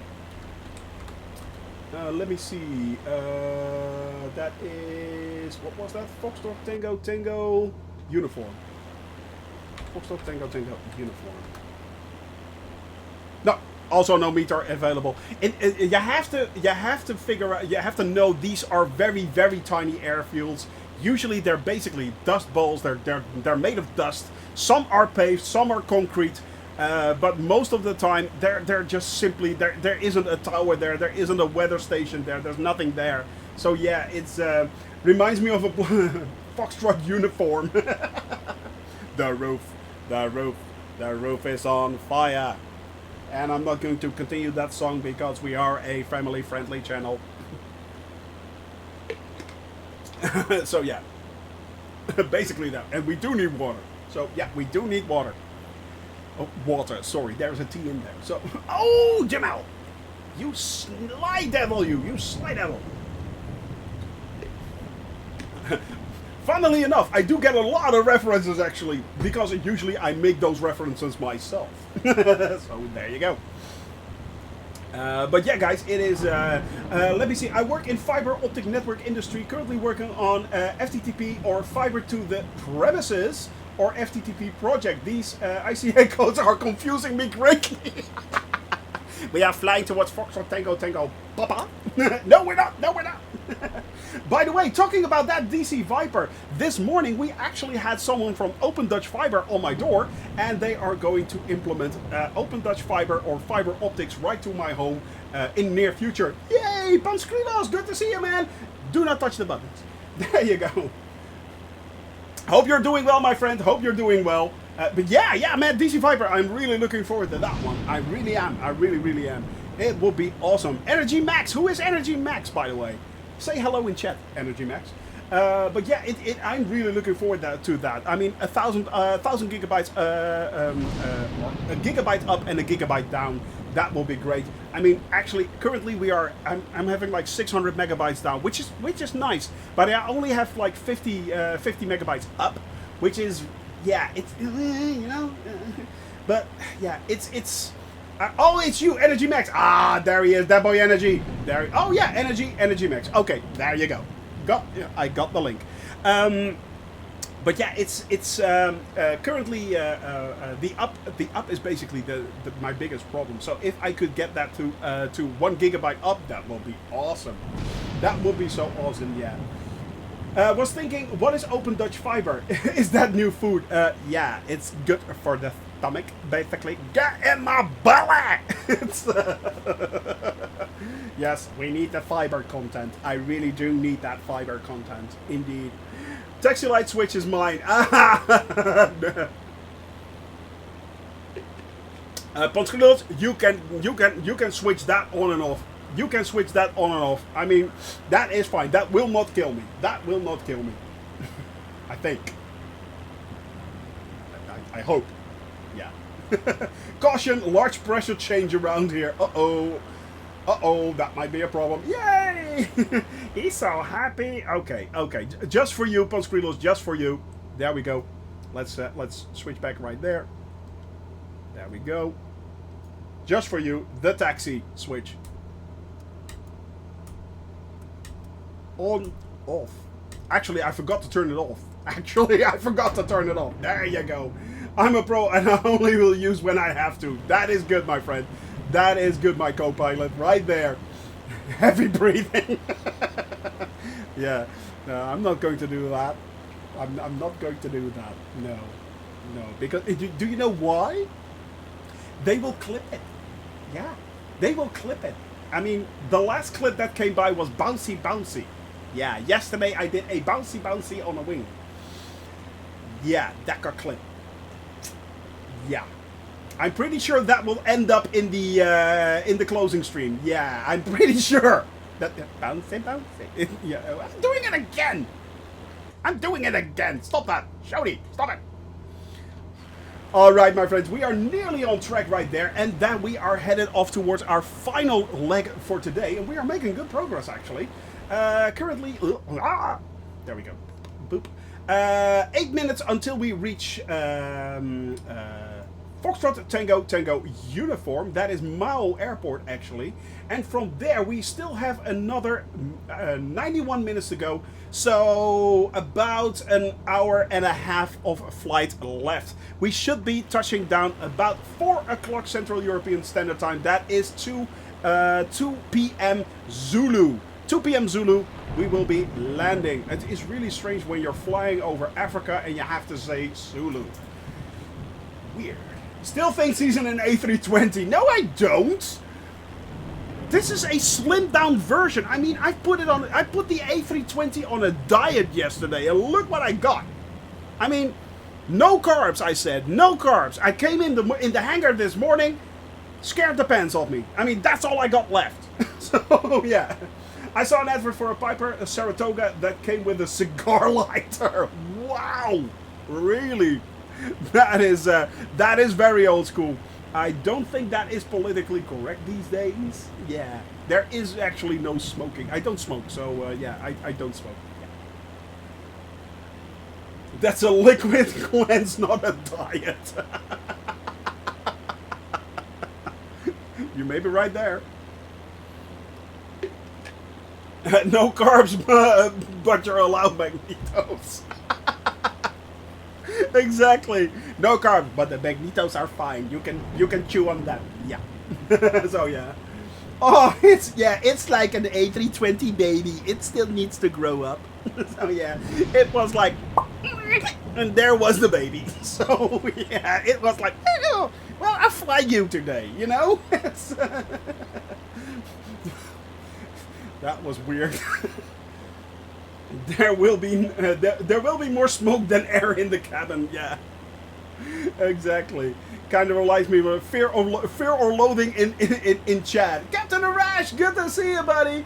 Please give a shout out to Captain Arash, my friends. It is an honor to have you here, buddy. How are you doing? Have you recovered from your geese in Greece? I have to ask, did you recover from your geese in Greece, buddy? How are you, my friend? Yeah, it came from the wing. Yeah, it did. How are you? So yeah, for those that do not know, of course, Captain Arash, go check him out. He is an awesome, awesome guy. He is my brother in another plane. And basically he's flying the 172 steam gauge version all around the world as well. And doing it through compass measurements and not via GPS like I am doing currently. Captain Arash. Go check him out. If you have not followed him, give him a follow. He's a lovely, lovely guy. And yeah, unfortunately, last week, after we crashed, actually, because of the hippos. He crashed because of geese. I told you, they're dangerous. Wildlife is dangerous. It is. Not really, but I'm good. How are you about you? No problem there, my friend. No problem there. Well, actually, the fun fact is, Emeka actually made a nice warning for our new plane. Look at that one right there. Assure that no fauna whatsoever is present along the flight path. The pilot in command has the habit of turning on the autopilot and then proceeding to fly his drone outside the aircraft. This may cause a rapid descent, which will most likely cause a crash and the death and an instant death. So yeah, and smoke them if you got it. Yeah, yeah. You have been warned. I mean, there are enough warning signs in my plane to actually step out and never touch that thing again. So, yeah, I'm not going with him. I'm not, I'm not, no. I'm not going in there. I'm not getting in that thing. That's a death trap right there. I'm not getting in there. So,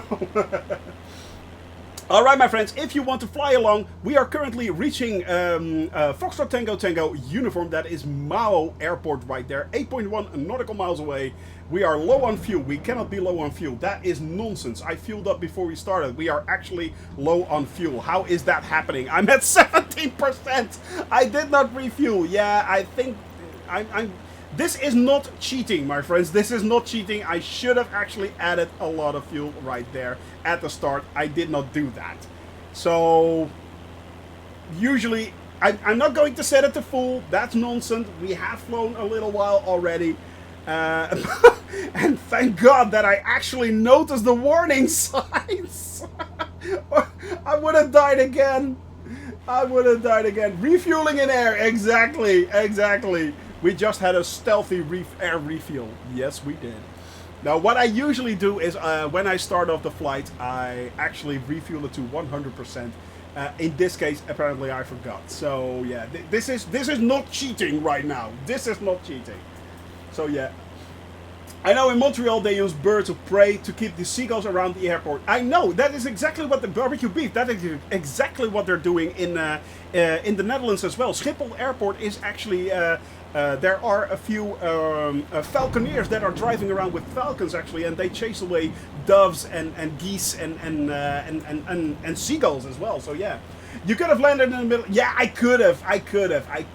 But then again, that would. The thing is, I am on a time schedule. So basically, Ewald, this is a long flight already. But and we will do a few stop and goes, of course, once we reach islands. For instance, French Polynesia. That is going to have a lot of stop and goes. We did the same thing when we were flying over the Greek islands as well. We had a few stop and goes there. Actually, what was really fun is we did a flight with ultralights over a few Greek islands as well. That was hilarious. That was so much fun. But yeah, it's air refueling. There you go. Yep, stealthy planes right there. But today, as I said, usually what I do is I fuel up the entire plane, and I have enough fuel for one single flight that I do. I always fly one single flight during my stream, one leg each and every stream, and that is on Wednesdays, Thursdays, and Fridays. We fly that single leg. We fly it continuously, so you guys are always flying along with me, either looking at me on the stream or flying actually along with me. And trust me, a lot of people have actually been flying along. Mao, by the way, down here, this is the, I think, second or third biggest city in Chad. Yeah, well, can we call it a city? I mean, it's got a main street and yeah, it's not that big, is it? So, but hey, there it is. Second biggest city or third biggest city in Chad, actually. But yes, it means that we continuously keep flying our flight around the world, flying to every single country and to every single place that we can find. I've actually updated, this is the original Sky Vector map, and we are getting close to finally having the Google map actually available to you guys. So this, you can actually already access this map. It is linked in the Discord channel as well.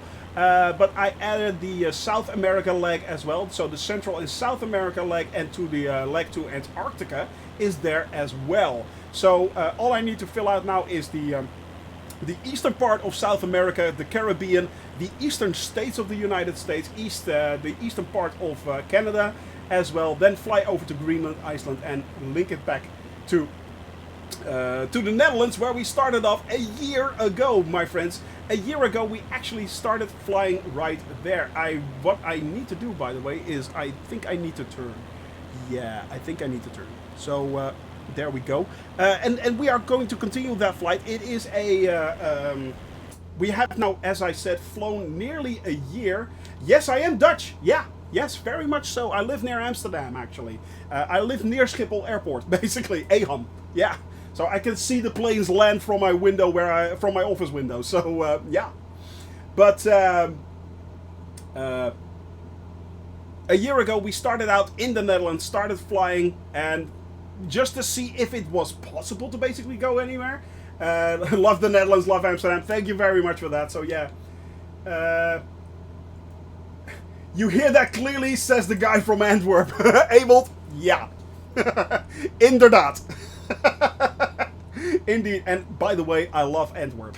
I really do love Antwerp. If you love Amsterdam, go check out Antwerp as well. It is an awesome, awesome city. Lovely Belgian beers. Oh, the Belgian beers are so good. Not to mention the stews. They're so good with fries. Oh, yes. See ya! I'm off! So, yeah. Bruges. Oh, enough said. DC Viper. Enough said. Rotterdam is a much cooler city. Well, the thing is, it kind of depends on what you like, basically. I mean, I live near Amsterdam, and I've been always... Bruges is overrated, but if you love old buildings, go there. That is true. But Antwerp, man, and Ghent is lovely as well. Yes, it is. And yes, it is how you pronounce it. Ghent, basically. Yeah. But it's, yeah, it's, so you're Flemish, actually, Avold. You're Flemish. That is cool. That is pretty cool.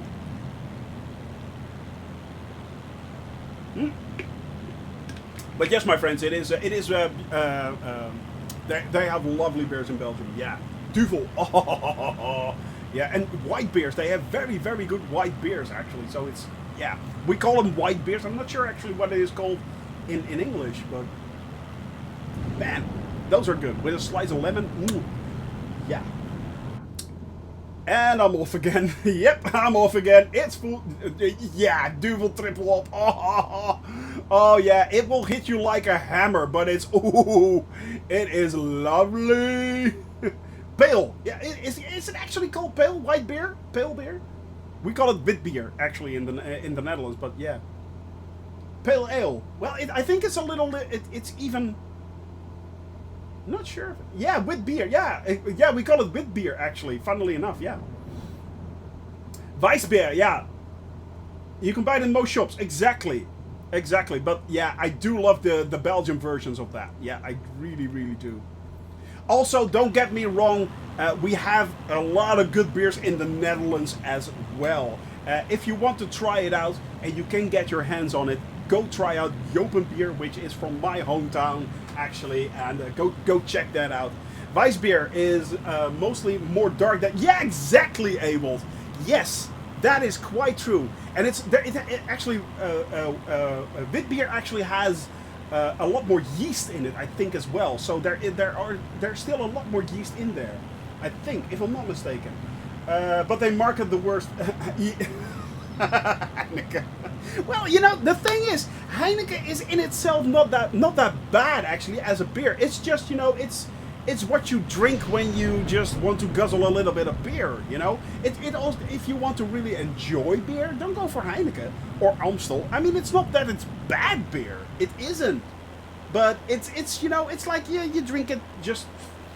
Yeah, okay, I want a beer, that's fine, you know, it's Heineken, it's fine. It's not bad, it's not exceptionally good.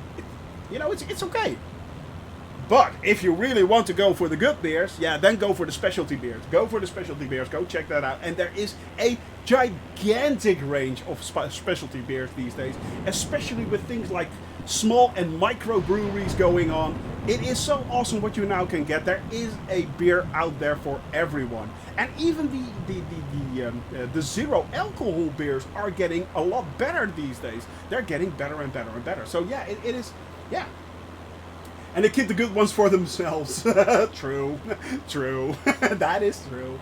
One of my favorite beers that I got addicted to. I mean, I got great taste in beers, but for some reasons, in Germany, I really love 0.5 original. Why not? Yeah, you know, it's like, yeah, why not? I mean, there are very good low or zero alcohol beers out there, which get much better at these days. So yeah. In Antwerp is a shop with over more than 1,000 different beers. Yeah, I think we have something in Amsterdam, similar something in Amsterdam, I think. And it's really cool. So yeah, go check. And that's the thing, guys, and gals even. Beer, go check out, just go check it out, you know, go taste it. I mean, give it a try. If you haven't tried it, you can't say you don't like it, you know. It's like, and there's so much more, there's so much more to choose from these days. So why not give it a go? I mean, it's awesome. It is really awesome. So yeah.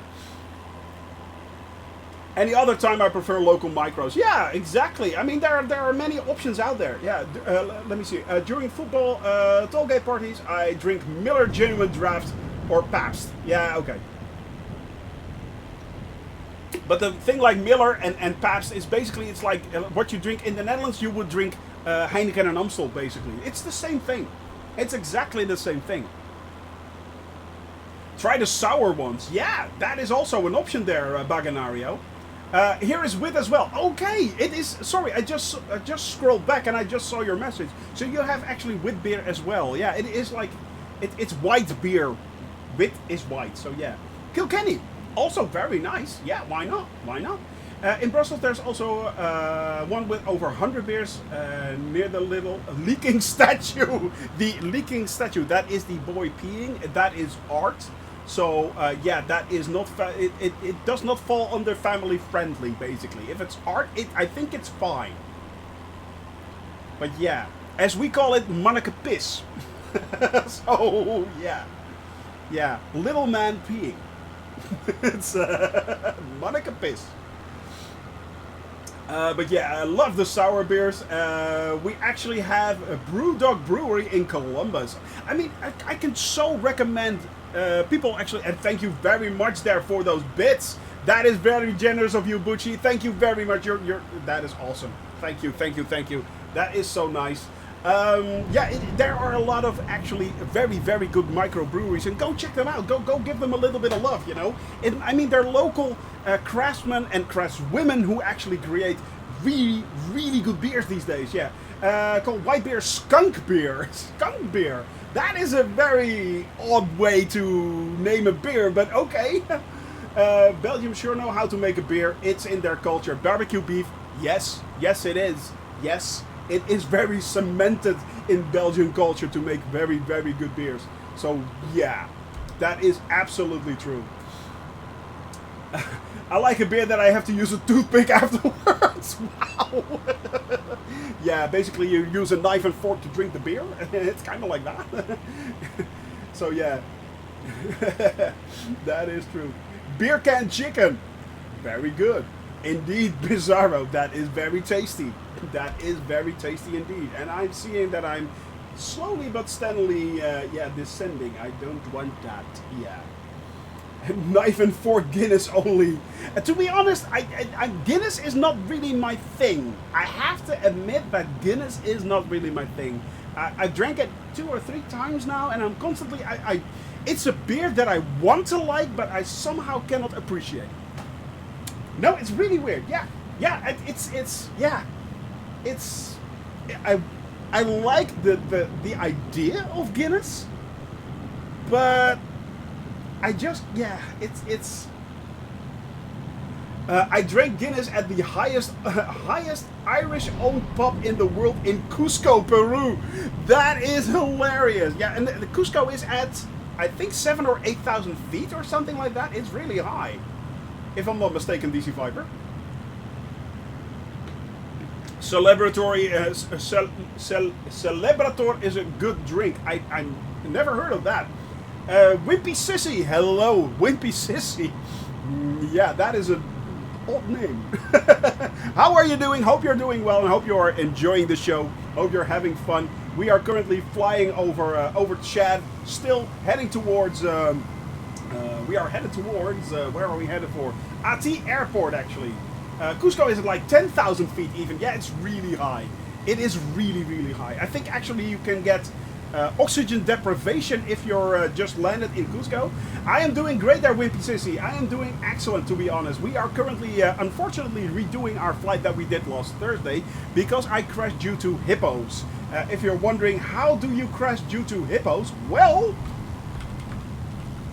there you go. That's how you crash due to hippos. Now that means that I had to redo my flight, and yesterday we flew the A320 from Tripoli, the fly-by-wire A320 actually, from Tripoli to N'Djamena, the capital of Chad, and then continued on today. We are hopping back into the 172, and we are flying our 172 to every single country in the world. Yes, we are. So we are having a lot of fun. As you can see, we have a lot of people here. The cabin crew is flying along. Yes, each and every member who is flying along in our flight is a member of the cabin crew. And not only that, my friends, you are the cabin crew as well. Now, for those that are wondering, cabin crew, how does that work? What is that? Let me show you what that pertains. Let me show you what that pertains. It doesn't very often. It doesn't happen very often that I show it, but we have to do it.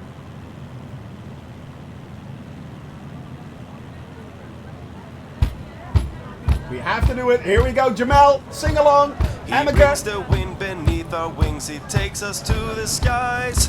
Go, Shoni, Shoni, go and never leave your side. Yeah! His Cessna swings from side to side, always close to stall.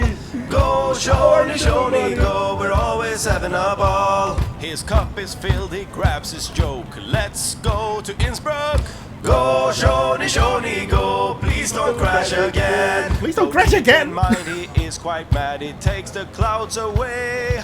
Go, Shoni, Shoni, go. I take the clouds away. Go, Shoni, Shoni, go, over the mountains, the valleys low. Go, Shoni, Shoni, go, the desert winds and snow.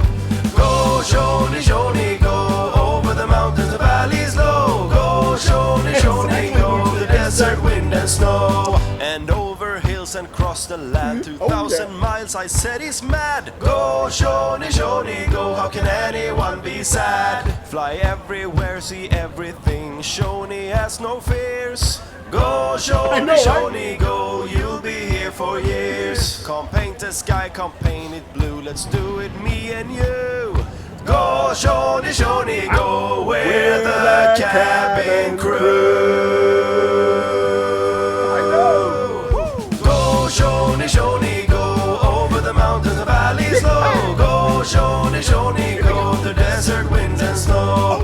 Go, Shoni, Shoni, go, over the mountains and valleys low. Go, Shoni, Shoni, go, the desert wind and snow. Mistakes were made. Yeah, mistakes were made. Indeed. Indeed, indeed, indeed.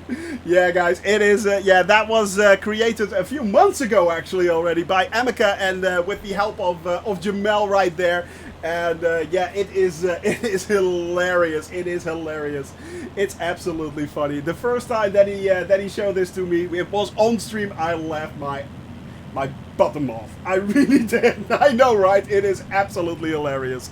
So yeah, it's so much fun. But this is exactly what we are about. This is exactly what we are about. I love it when you guys get creative, and gals. I love it when you get creative. I love to push that any further than so much further than I can. I love to promote that, and man, it is awesome. It is indeed very well made, and it sticks in your head actually. It does. I mean, it's like I mean, it just sticks there. It's indeed, and girls, bravo, boys and girls, indeed. I mean, it's. Yeah, it is exactly what we are about. Wimpy Sissy, thank you very much for the follow, and yeah, welcome to the cabin crew, buddy. You're stuck there now. You're stuck there now. NPR calls those earworms. Exactly, it's exactly an earworm. That is exactly what it is, my friend. Yeah. So yeah, it is such a good song, and it was. I mean, I think that was like 6 months ago that you actually created that, didn't you, Emeka? If you're still there, and Jamel. But yeah, it was so much fun. Such a laugh. And it's so well made. It's so good. I mean, Emeka is extremely talented, has a really good voice. I think Jamel was responsible actually for the lyrics.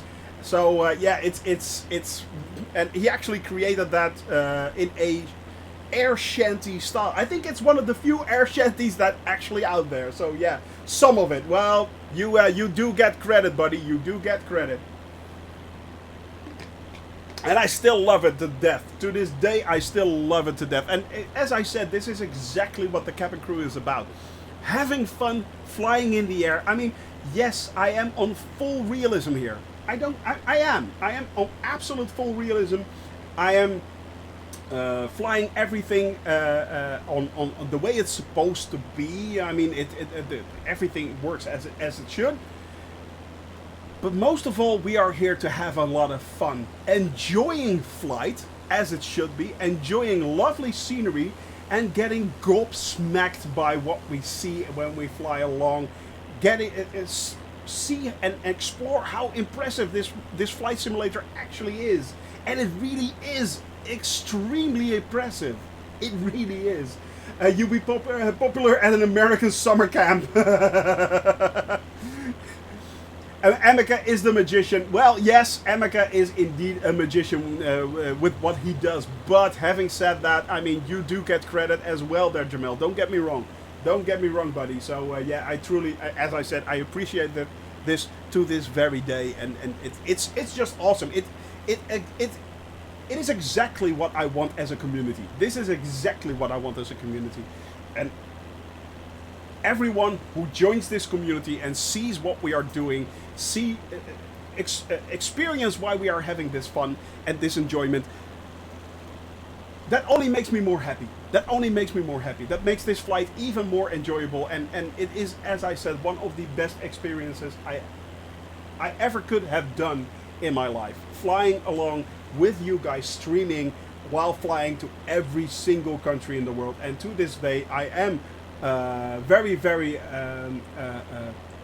grateful to Fly or Flow and to Malvius Gaming for suggesting that I'd start to stream. So yeah, it is a joy. It is an absolute joy. And yeah, it has not bored me a single moment. I mean, I'm not burned out by this.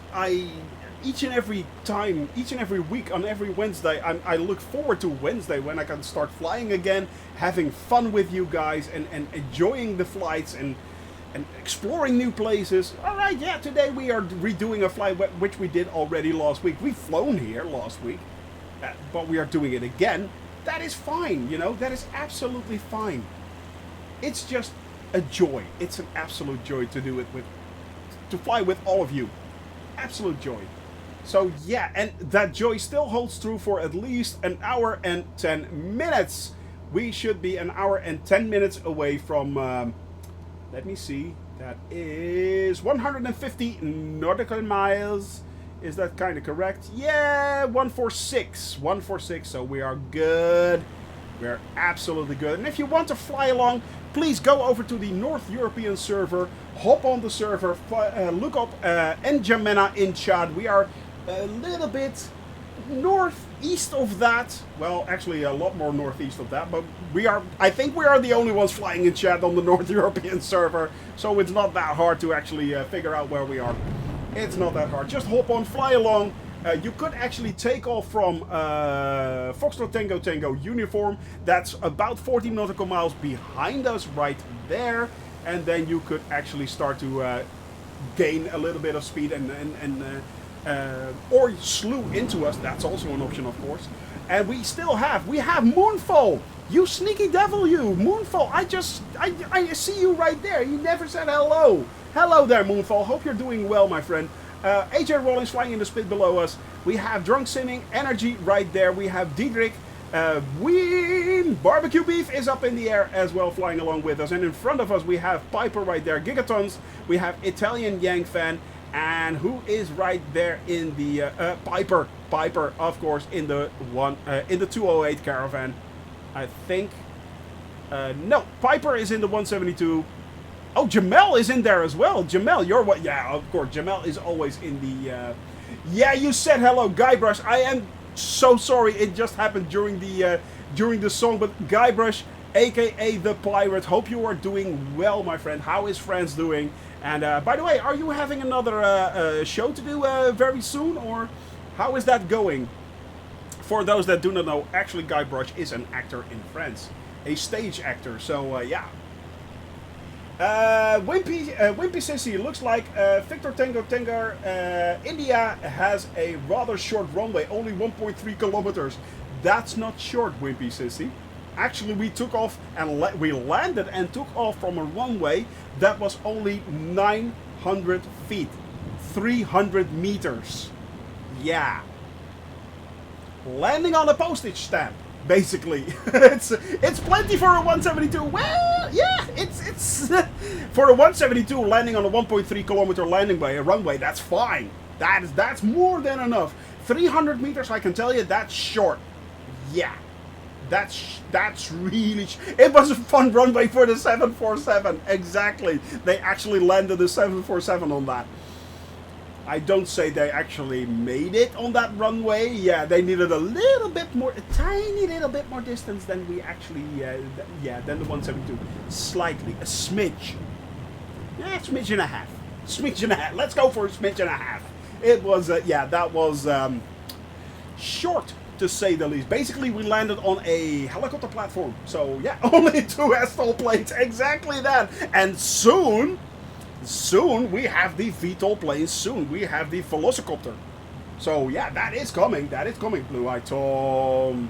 Good morning, Blue Eye Tom. How are you doing, buddy? Hope you're doing well. How are you, my friend? How are you? So yeah, it was Wimpy Sissy. That was an let's go with it was an experience. Yeah. Fun though. It was fun, and funnily enough, about 8 or 9 months ago, hey, look at that, the zebra is again up in the air, the Eurofighter zebra.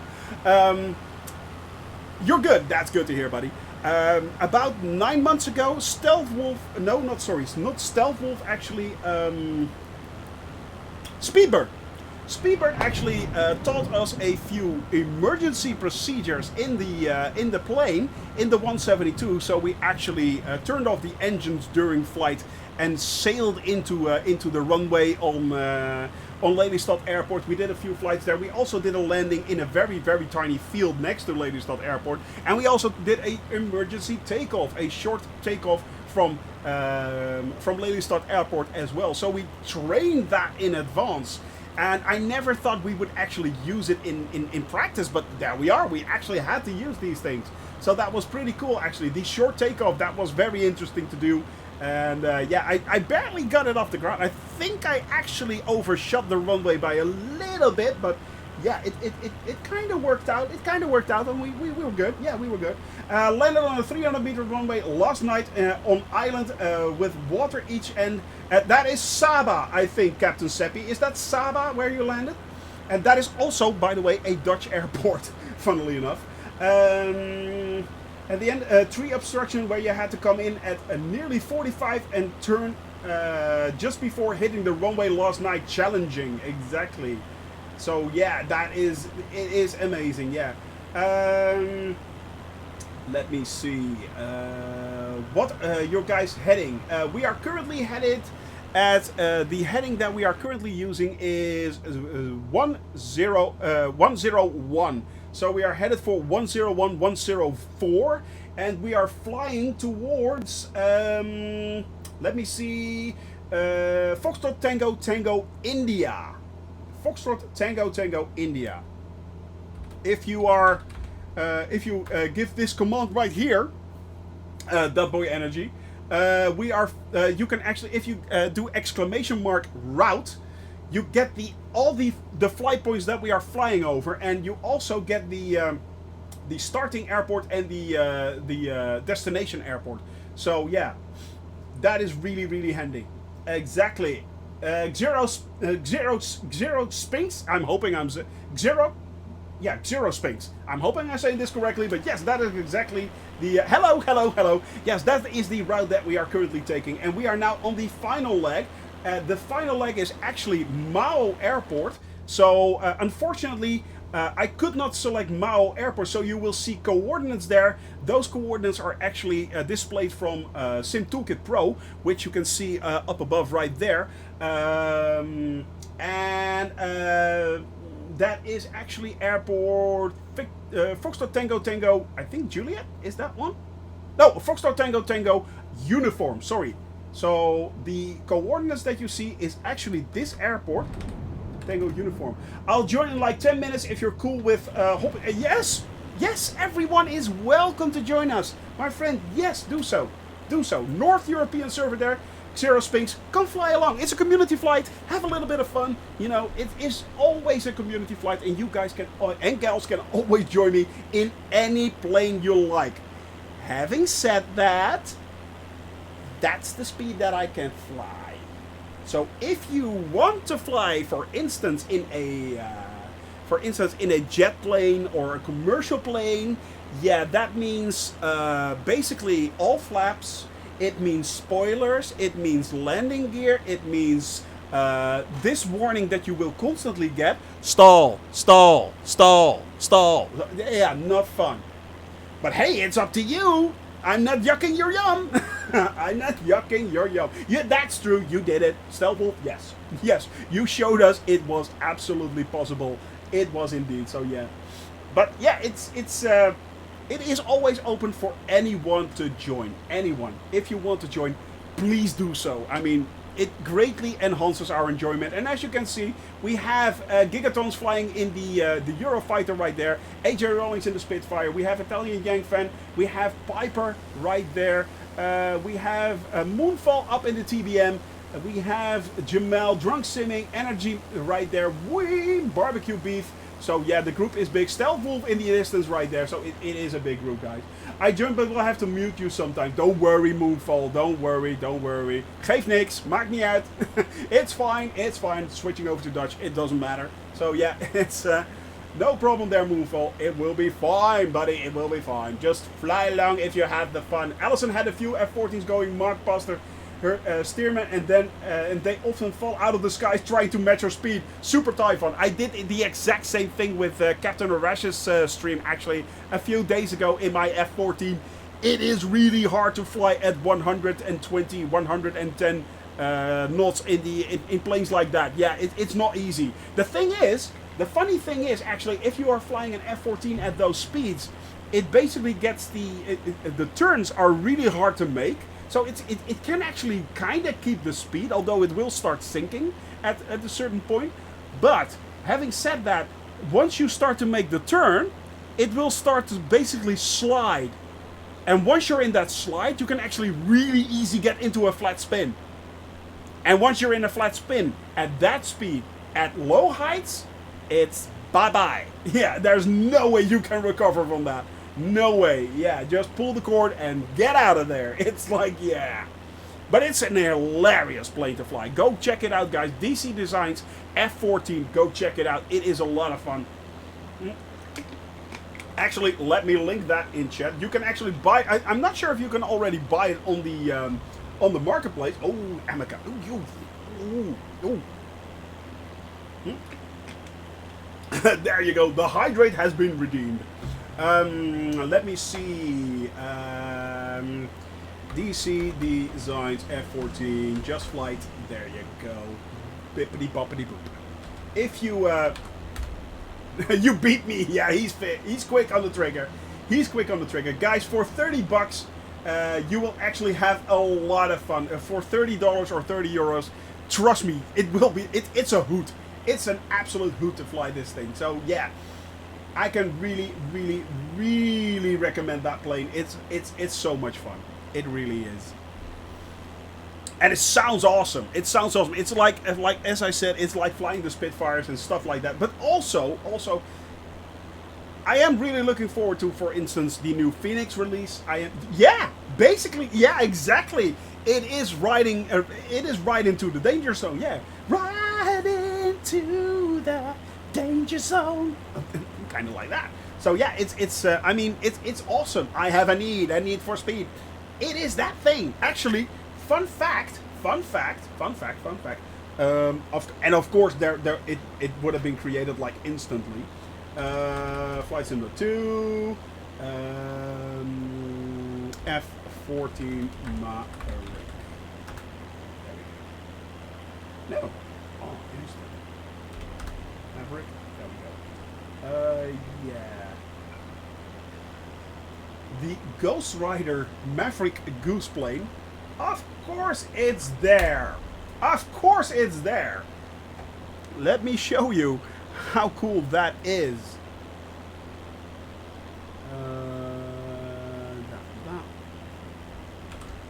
Boop. I mean, yeah, of course it's there. No surprises there, but yeah, the Maverick plane, of course. I mean, and it looks so sexy. Pete Mitchell, there it is. I mean, the names are there. And that is the actual, I mean, come on.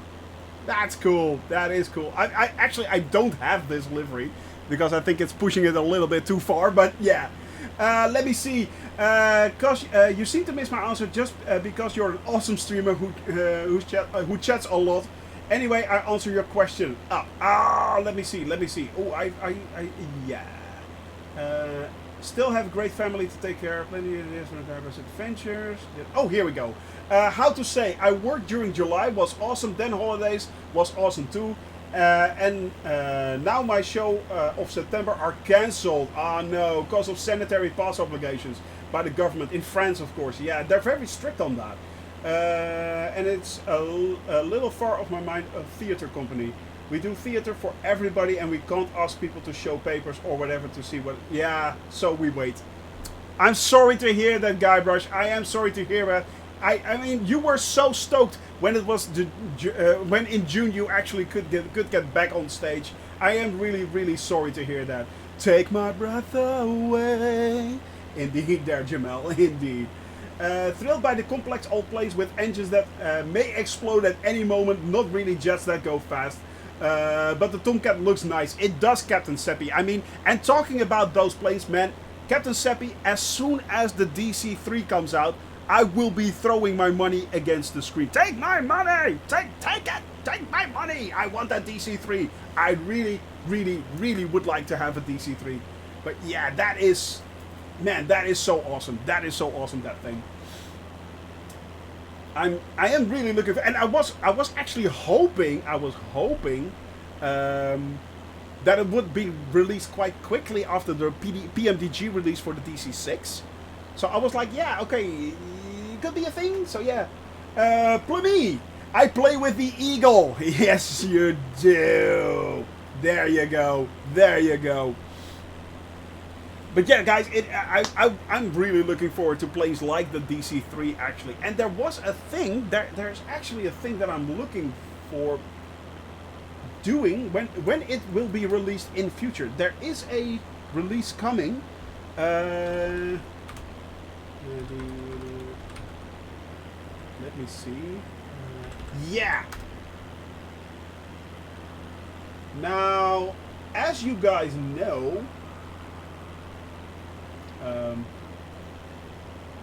what I need. Let me see. Let me show you. I am a really, really big cinema fan. Now remember that. All I need to say is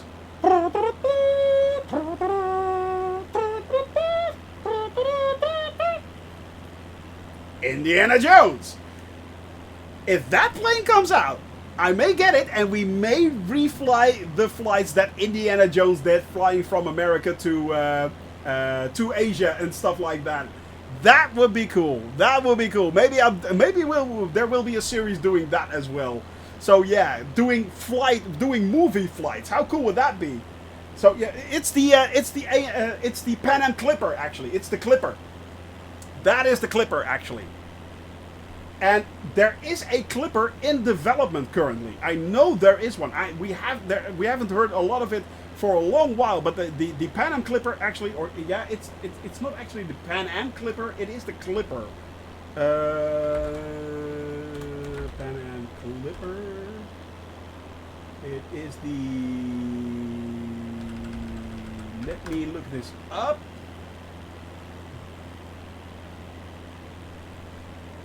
There is. Let me see.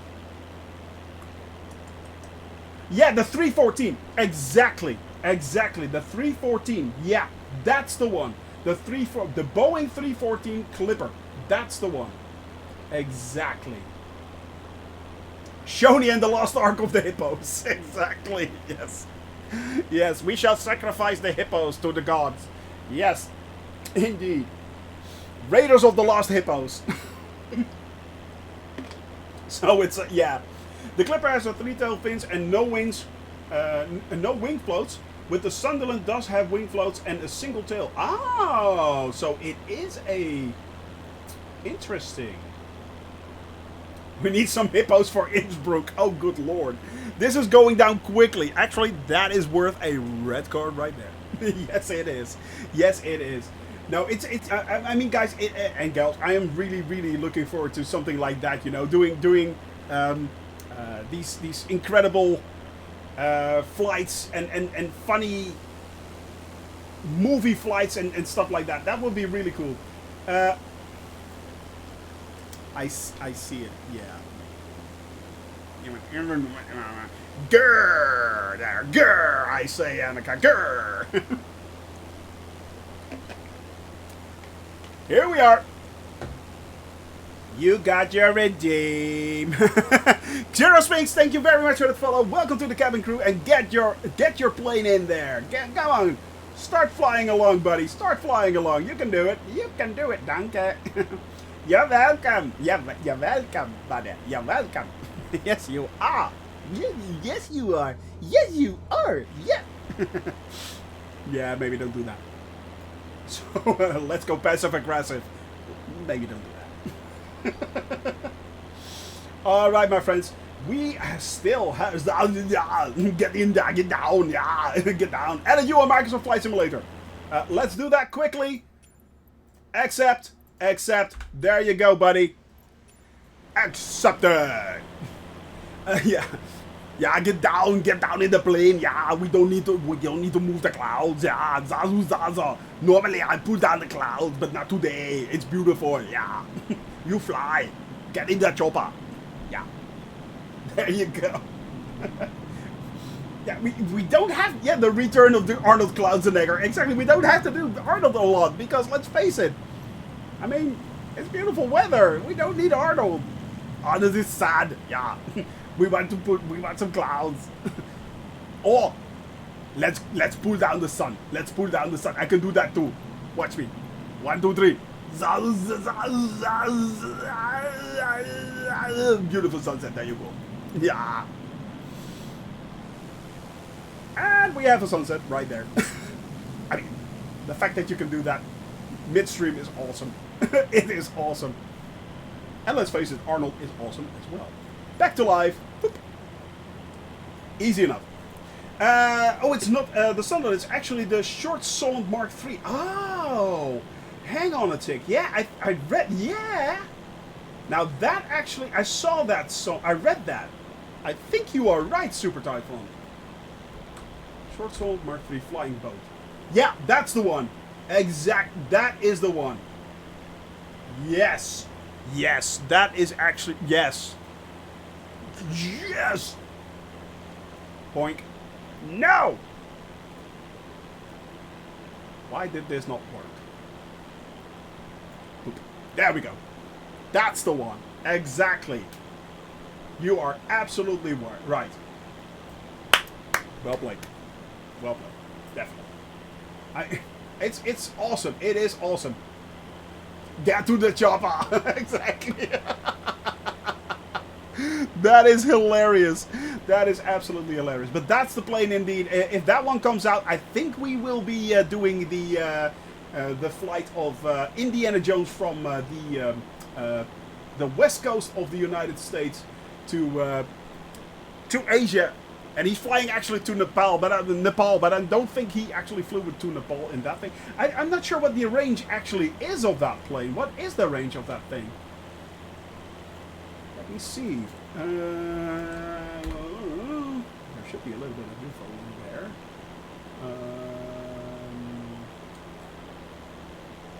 What is the range? Wingspan, performance. Here we go.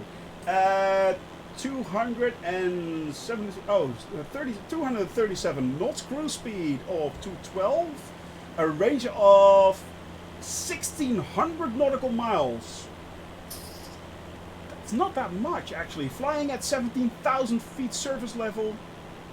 But then you get, it is an old plane. It is a really, really old plane. It was released in the late 40s, so yeah. We might, I'm sure a lot of Indiana Jones fans would want that, and it's 1,600 nautical miles capable sea. It's not only, of course, it is a seaplane as well. So yeah, but the thing is, how would it fly? Would it fly then toward? Because the flight itself would be really hard. I mean, let's face it. If we go to the world tour, right here. I have problems with this part already, so it basically... I mean, this is 2,800 nautical miles right there. Right there, that's 28... I think that's 2,800 nautical miles, so...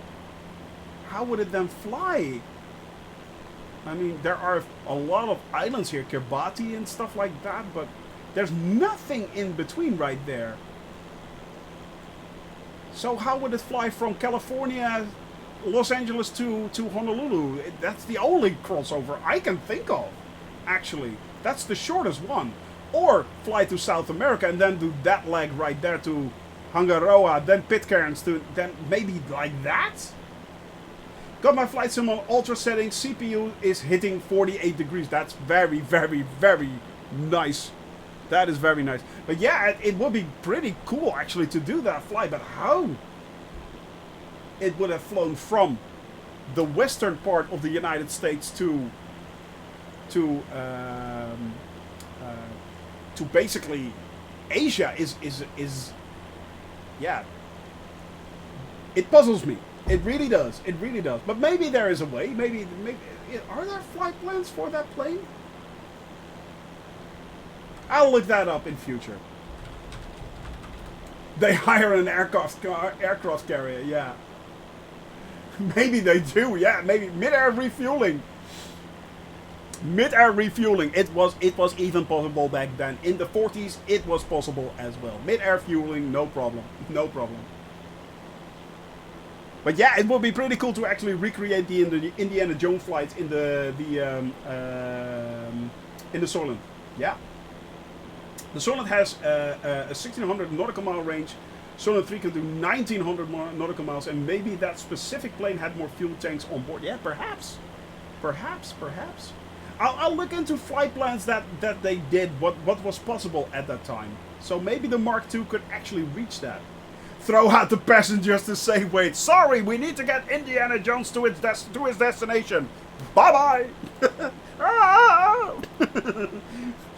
But I paid for the trip. So, yeah. Not sure if they really enjoyed that. Yeah. Kind of reminds me of the third movie. He didn't have a ticket. Yeah. Poof. And out of the airplane. Right there. Didn't have a ticket. Great movies, by the way. Watched them recently again. So good.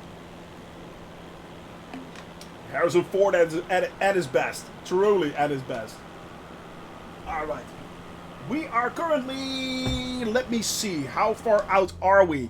We are now 93 nautical miles right there. And we are 45 minutes along our flight still. So we will be landing at about a 4:15 Central European Standard Time. Or 2:15 Zulu. So yeah. Like they did with the raid on Japan, put some gas cans on board to fill the tanks. Ouch. Yeah, basically, yeah. But the thing is, the fun thing is, actually, Italian Yank fan, that is True, because they needed to actually extend the range, so they put gas cans on board. And what you can do is actually simulate that by adding cargo weight. And once you your fuel tanks have reduced by a large enough amount, pump the cargo pounds right back into the fuel tank. That is an option, of course. Zero Spinks. Are you on all players or are you on live? We aren't on live, we are on all players. And if you are on all players, let me see if I can see you. I see Amica there. I see Ween. I lost a lot of people actually, funnily enough. I know the group is much bigger than this.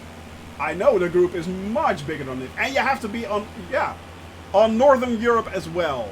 So, who is this? The server had a hiccup. Ah, that could be it. Flying the Tomcat, wondering about the landing though. It's going to be interesting, Amica. It is. It is. The server had a hiccup. So let's give it a few minutes. If AJ flying along in the ultralight. This is the ultralight, my friends. This is the top rudder ultralight, by the way, from a Sobo.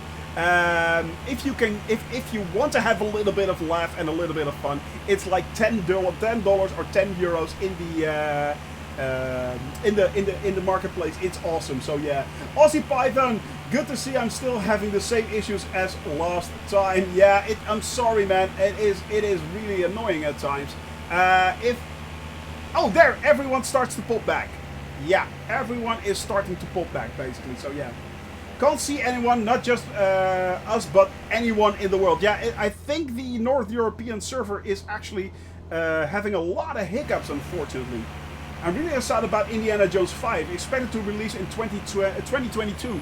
To be honest, I am. The thing is, I love Indiana Jones, but the last one was really pushing it a little bit. You know, the Crystal Skull thing. Yeah,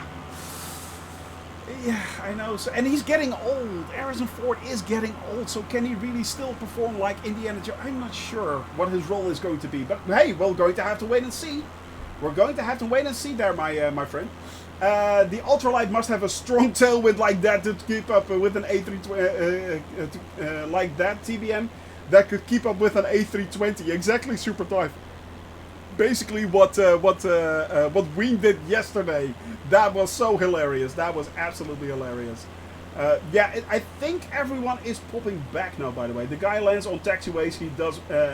He does what he wants. That is true. That is true. You see me on the map and you're spawning just ahead. Yeah, I'm pretty sure not everyone is still popping in right there. So we have a few people popping back in and forth, but the server is very, very glitchy at the moment. This is the North European server. Usually it's incredibly stable. That is the reason why we chose the North European server, but if this keeps up, we may have to switch to the West European server, I think, or even East USA. Maybe that's an option. You see 7 here. Yeah, I 1, 2, 3, 4, 5, 6 people. And I'm pretty sure the group is much, much bigger. We had Moonfall flying along. We have so many people flying along, and everyone popped out. So yeah. See no nameplates at all. Yeah. You know what? Shall we see if we can switch the server? Maybe that will help. You see at least 20 exactly. I think, guys, I am going to. If you fly along, press 1. Exactly what Amica is saying. If you are flying along, please press 1. I will start it up. There we go. But what I could give it a try is actually switch back and forth. Yeah, I mean, look at that. Look at that. And I'm missing so many people right there. Yeah, I'm missing. I'm one. Trunk. Good lord. You know what I'm going to do? I am going to quickly switch from server to, let's see, West Europe. And I accept your right. I think I already did that. So there we go. No. Resume. Alright, I just switched. And I'm going to switch back in a few moments later. Stealth Wolf 666. It's not that flight yet. It's not that... Actually, do we have a Friday the 13th coming up again?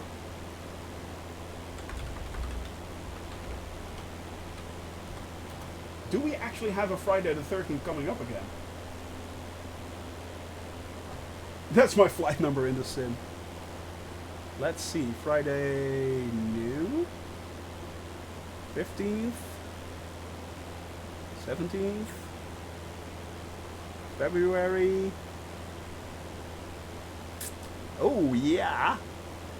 So in May, next year, we actually have a Friday the 13th. Then we are going to fly the Copenhagen to Helsinki flight. That will be hilarious. Alright, switching now back to North Europe. In November, actually, really? September. That's October. No, that is Friday the 12th, actually. It's Friday the 12th there. Yeah, wrong year. So May is the first chance we actually get to do the Friday the 13th flight. Alright, I have Jamel back. Barbecue Beef Piper is now coming in. We see people there behind. Still not that many people. What? AJ popping in back.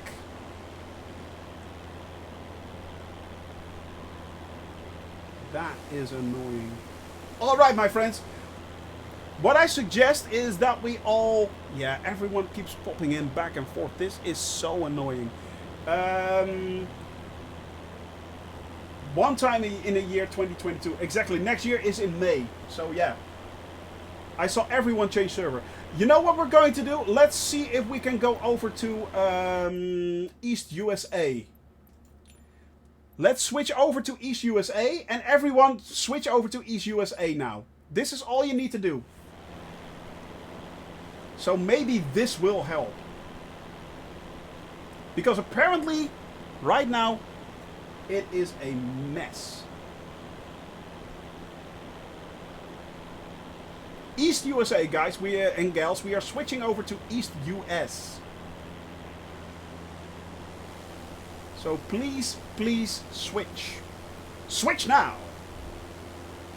Got it working. Stealth Wolf, I just saw Stealth Wolf pop in right there.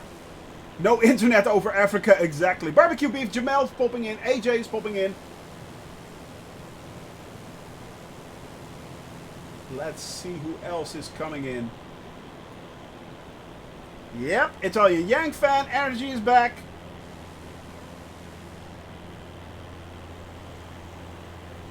Drunk I now see as well. Project Loom needed. Yeah, exactly, Loom. I think Loom is cancelled, isn't it? Is Loom cancelled? I think it is. Still not that many people. Starlink, yeah, exactly. Starlink is going to take over everything, basically. Yeah, I think Loom is cancelled by Google. All right, my friends, switch over to East US. C8, exactly. And I see you, actually. You are in front of me. You are very much in front of me, so yeah. But I can't see you, Jamel, funnily enough. Update the server in the title. Good plan, actually. That is a good plan. Let's do that.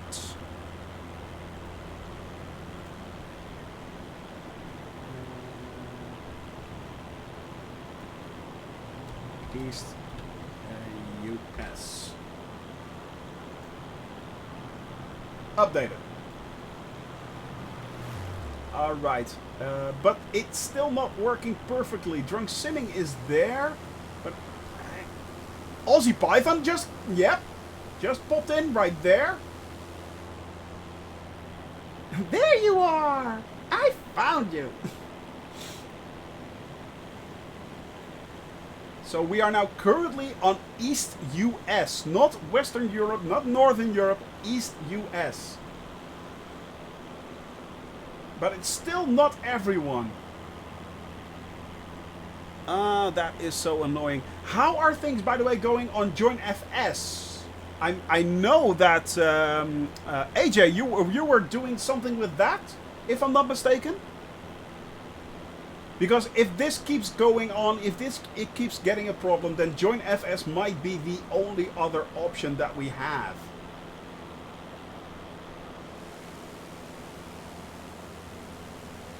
Because this is really annoying. By the way, for anyone who is experienced with Join FS,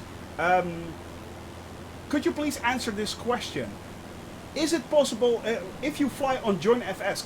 Do you actually crash in? Can you actually crash into each other? I think I read something like that somewhere, but yeah, I'm not sure, because if crashing is a thing, you don't crash. Okay, that is good to hear. Okay, then it is indeed an option. Yeah, you just saw it happen right there. We had an entire group right there, and boom, it's gone. I think the simulator thing to crash into each other. Ah, it's specifically. Thank you very much, Awold. It is a simulator specific thing, basically. So yeah, I need to message you after the stream. Ween giving me loads of good stuff to help. AJ, I saw you communicating already, and Ween is very handy with stuff like that. So yeah. That would be awesome if we could actually, because I know that for instance Tuto Murphy, he has his own permanent Join FS server. So it would be really cool if we had that. Does run smoother than Microsoft Flight Simulator. It does, exactly, Body P. It really does. I mean, and I really love it if you guys and gals can fly along with us, and we can still be, because you don't need to be in group only. You can be in multiplayer, can you? Join FS, and then you can actually join multiplayer on Microsoft Flight Simulator, if I'm not mistaken. Or do you have to be in group only? Not sure about that as well. Because it would be great if we could be on Join FS and in multiplayer at the same time. Basically the best of both worlds. And how awesome would it be if it would be possible if you can fly on Join FS server, actually, while in Microsoft Flight Simulator, in multiplayer, and then do a shared cockpit. So basically we could do shared cockpit flights. You can be on multiplayer, but you will see duplicate planes, one from each server. Ah, okay. You need to be, yes, you need to be on the same server. You just don't see the name tag, but instead the traffic appears in the G1000 in the little, and on little nav map if you want to. Ah, interesting. Interesting. Okay. Well, we have to test with that and see how that works. See how that turns out. We'll make it work. We'll make it work. Of course we will. He said confidently, and then they crashed and burned. So yep. That will be a thing to work out in the near future. Yay! No need to be on Microsoft and Join FS servers. Join FS is fine. Yeah, but the thing is, Botty P, we also have people here flying along with the Xbox version, and I'm pretty sure that the Xbox version you cannot connect to Join FS. So yeah, I'm trying to start my sim, but a bit busy at work, so I can better wait at the end. No problem there, Abel. As always, you know that. Well, you know that since yesterday, but we are doing many a flight, and yeah, tomorrow we are here again, continuing from Ati, by the way. And we are also going to land on runway, I think 27, if I'm not mistaken. Ah! Amica! Stop that! I mean, you found a loophole. That is so annoying. That is so annoying. You actually found a loophole to make me pee quicker. I see you all got laborers unloaded from the A322 Exhume, the trusty 172 from Hippo Lake. Exactly, there, Ron Ruffian. Exactly. Also, isn't Little Nav Map not a bit better to plan your... Yes, to be honest. Yeah, Abel, yes. I do have, of course, Navigraph, but I plan all my flights on Little Nav Map. I really do. I wish that the ease of which you can actually plan VFR flights on Little Navmap would be available for Navigraph, but right now I think it's still in development. But yeah, no, woo, thank you. Nice. Water. I will never stop. This is the meaning of my life now.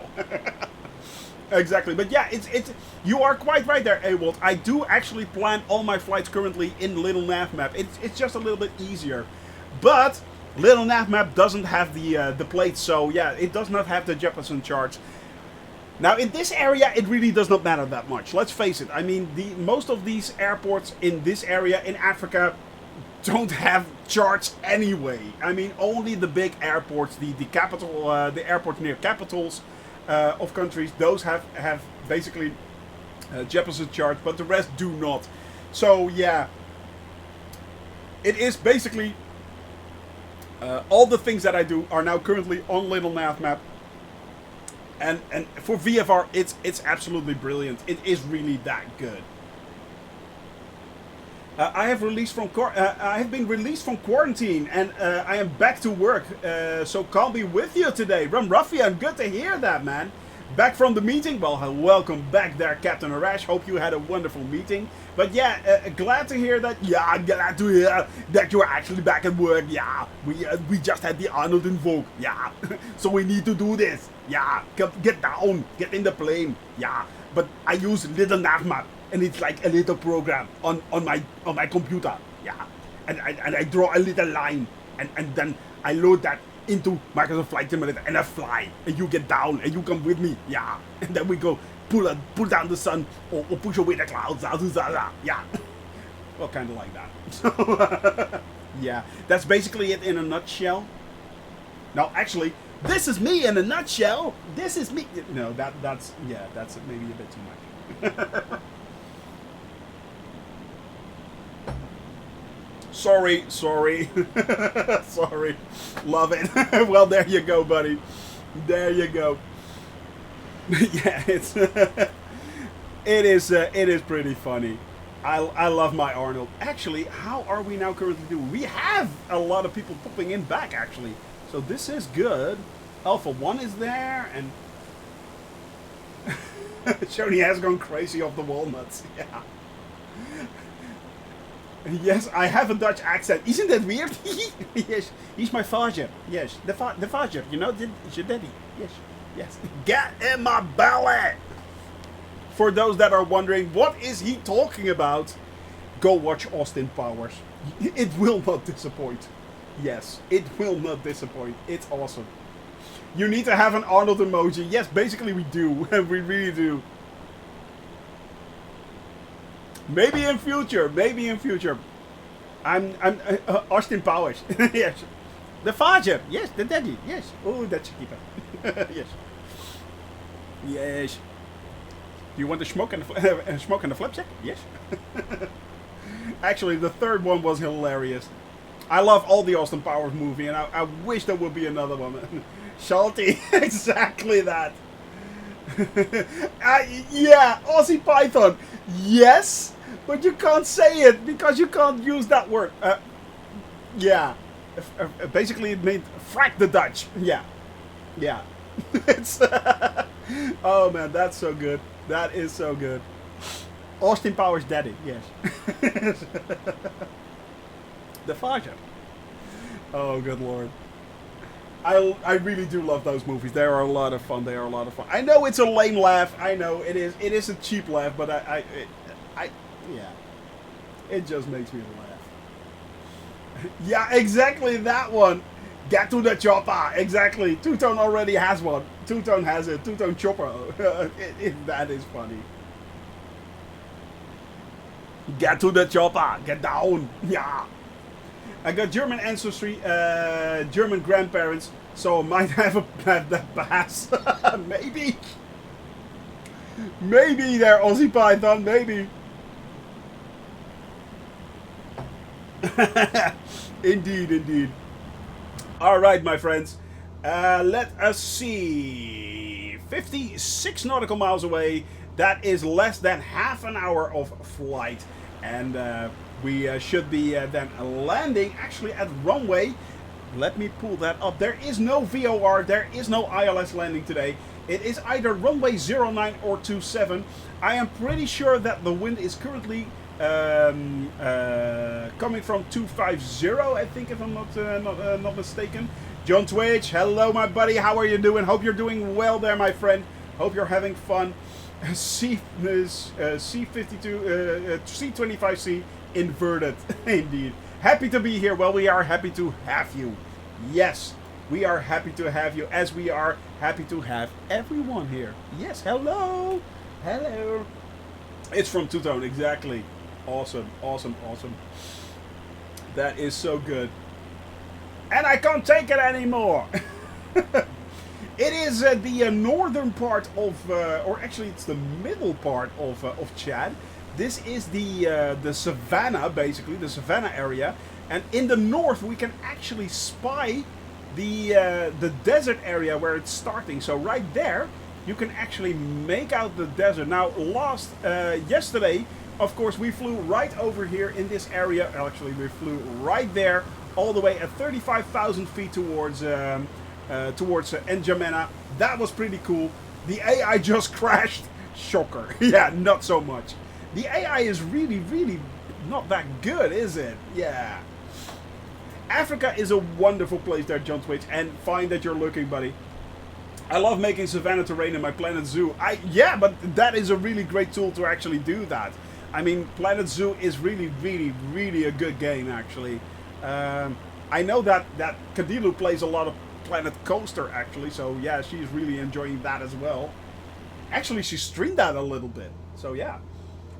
Wasn't the Tomcat so giving an AI a third-party aircraft isn't really fair? That is also, yeah, that's a good point. That is a good point right there. You may be onto something. Let's see, what is our ground speed? 125 knots. That's not bad, actually. That is not bad at all. And let me see, what is currently the... yeah, we are having wind at... let me see that. That's not correct, we need to go down. I think it's about around 5 to 7 knots, I think. And we are going to land indeed on runway 27. Yeah, runway 27 will be the runway that we are going for. So we are going to fly over the airport, make a turn, and then head back straight into runway 27. So right now we are still flying towards Ati. And from there we are going to land today. Now tomorrow we are taking off from Ati, and we are headed for, let me pull that up, flight plan, we are tomorrow headed for Amjaras Airport. That is, I think, more to the north.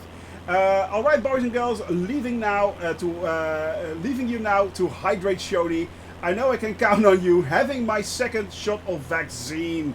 There you go. Bye and thanks for today. Amika, you get that second shot, buddy, right there. You make sure you get vaccinated. That is awesome. And guys and gals, take an example. Get vaccinated. Get vaccinated. That is incredible. Speaking of hydrate, you do the same. That is true. That is true. So have a wonderful day. Give my love to your wife and your 2 lovely sons.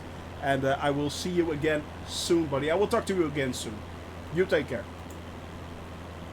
So yeah, is the vaccine widely available in Europe? Yes, it is, DC Viper. Yeah, it is. I think 70% of all adults in Europe actually are currently vaccinated. So yeah, it is. There was actually a vaccination goal of 70% of all adults in Europe to be vaccinated, and they reached that last week, I think. So yeah. There you go, the hydrate is real. The hydrate is real.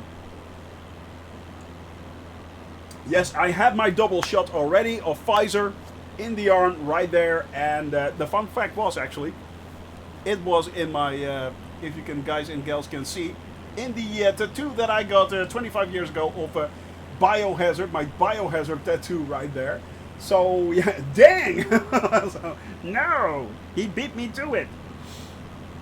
But yeah, it's that was a lot of fun. I mean, the lady that actually gave me my shot laughed out loud when she saw that one and immediately planted it straight in the middle of it. I mean, I got hit twice exactly in the middle of the tattoo right there. So yeah, while laughing both. Yeah, while we were both laughing about it. So that was good.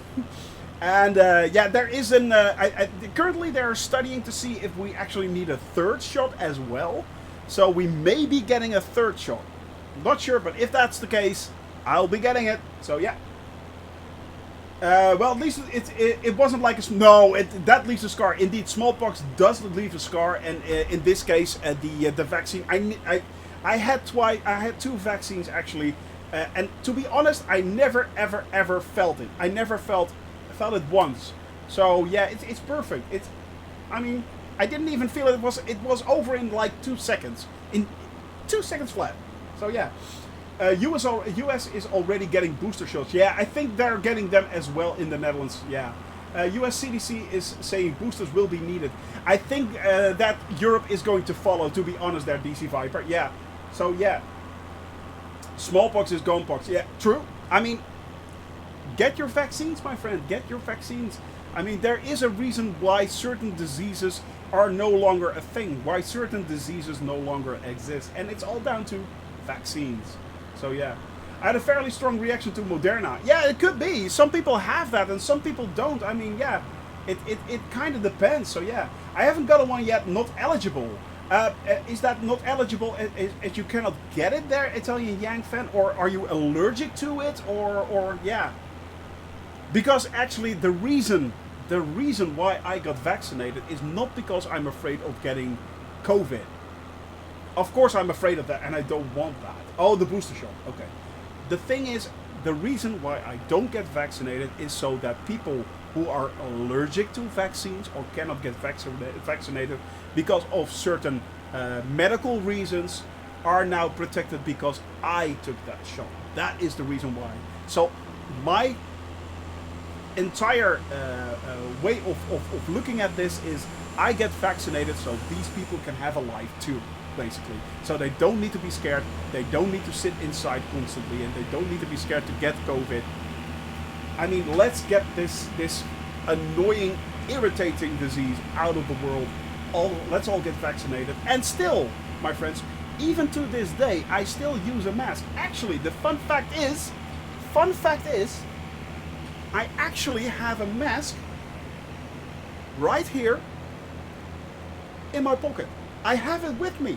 I kid you not. I just pulled this out of my pocket, out of my jeans, right there. I have one.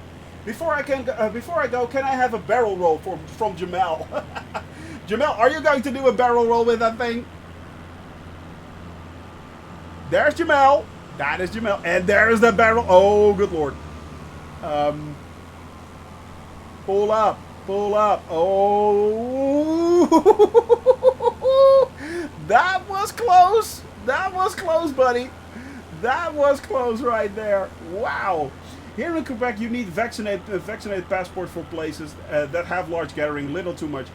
The thing is, yeah, we have the same thing here in Europe as well. We have those vaccination passports.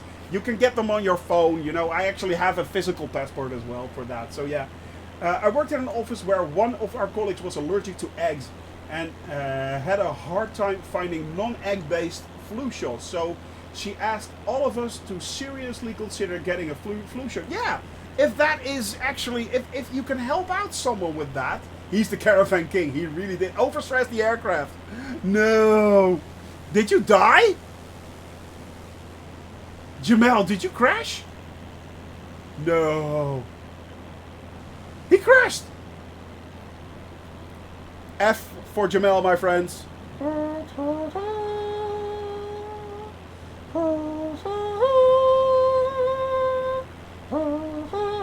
Missing man formation. We have a missing man. Dear Jamal, you shall be missed. You were the cornerstone of our tiny little band of merry pilots.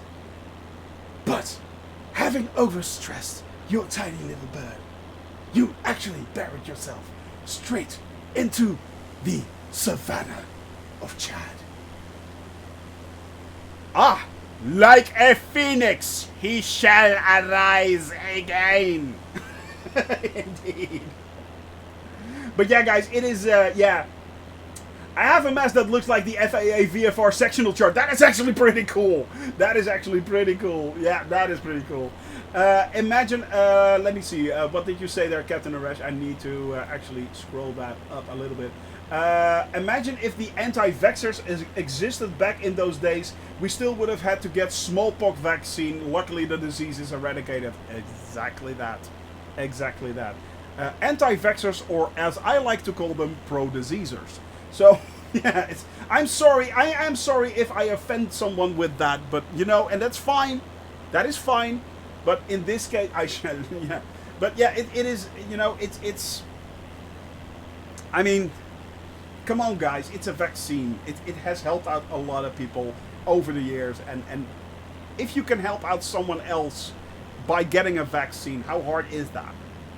It's free. You don't even have to pay for it. At least not in Europe.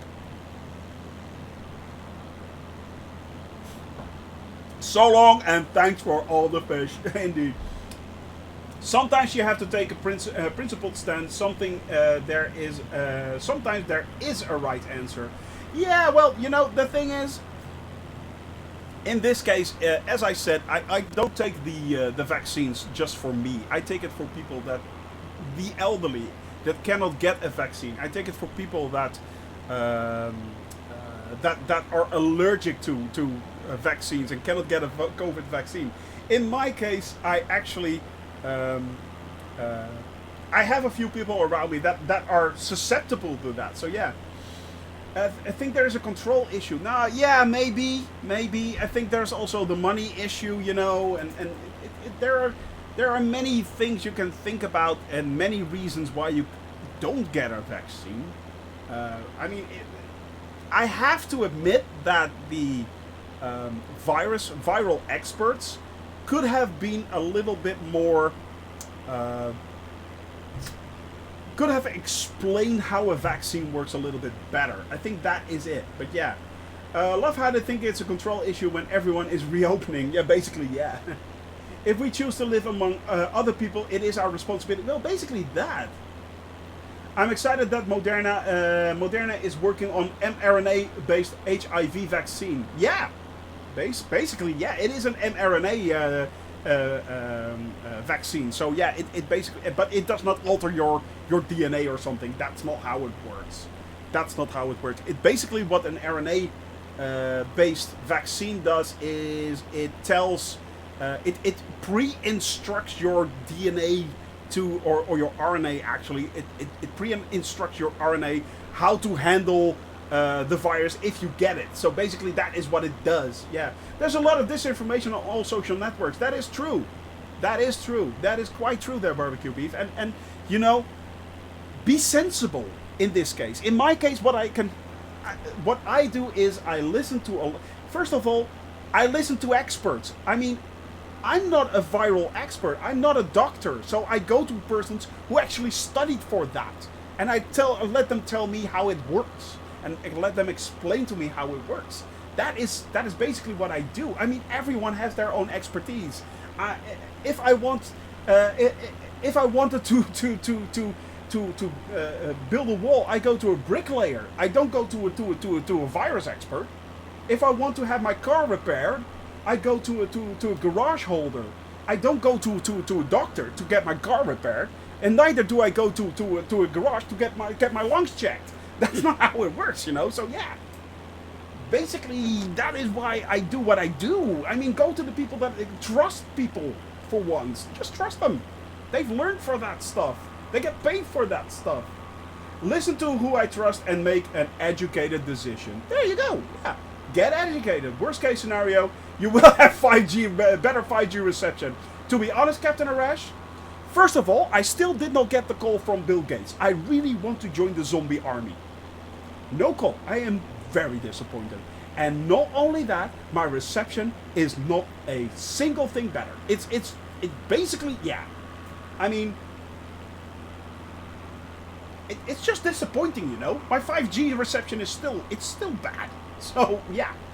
I'm lucky I had a comprehensive university education, which includes a class in anthropology, where we learned about DNA and RNA. Exactly. I mean, if you just want to know, if you don't understand how it works, get educated. Ask someone to help you out, and let them tell you how it actually works. It's not magic. It's science, and science is a good thing, not a bad thing. Science is a good thing, my friends. So yeah. You know, replace COVID with a vaccine with HIV. Who anti-vax would reject the HIV one? Well, yeah. Let me see. We're gonna ban the word too. Yeah.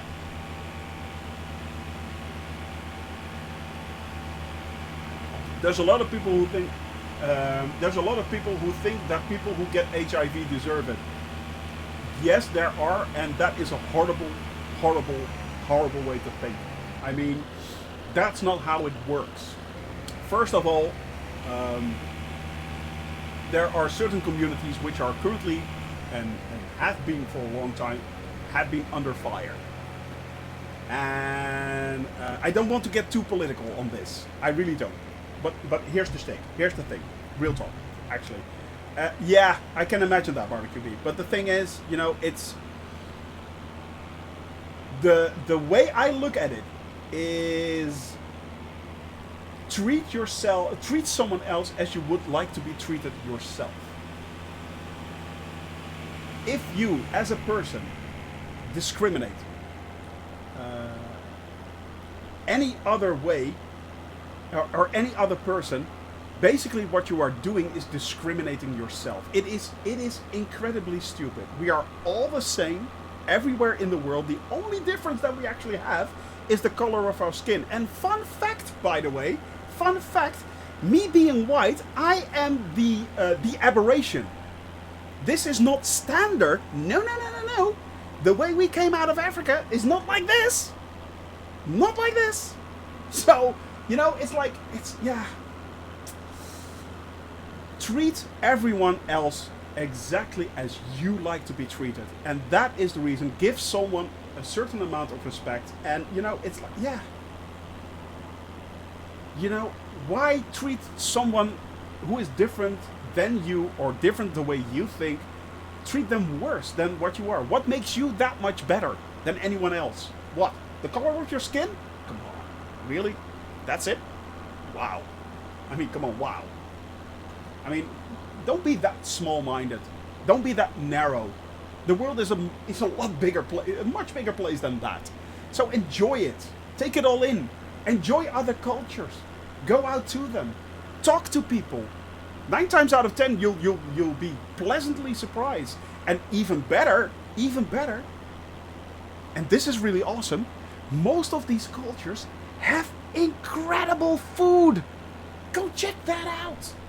It will make you grow as a person. Trust me, it will. So yeah. Unfortunately, these days people use social media sites as news sites. Yeah, that's insane. Even though the social media sites were designed to put much adverts in your face and keep your like-minded bubbles. True. Yeah, exactly true. There are many a Netflix documentary right now that you can watch and educate yourself on how actually social media works. And yeah, trust me, it is exactly designed to keep you in your bubble and keep those adverts in your face. So yeah. That's the reason why I subscribe to my local newspaper and national paper. Very well done.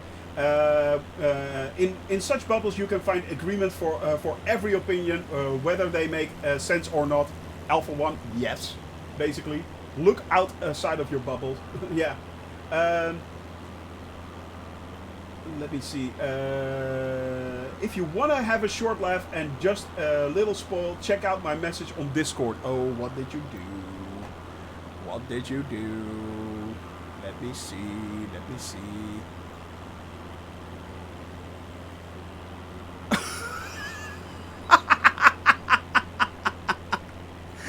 Now, this is funny. Yeah. This is funny. All right, my friends.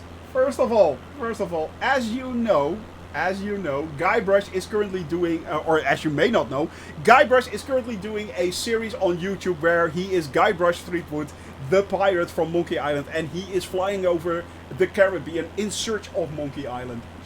Now, see what he has done. Look at this. This is funny. This is funny.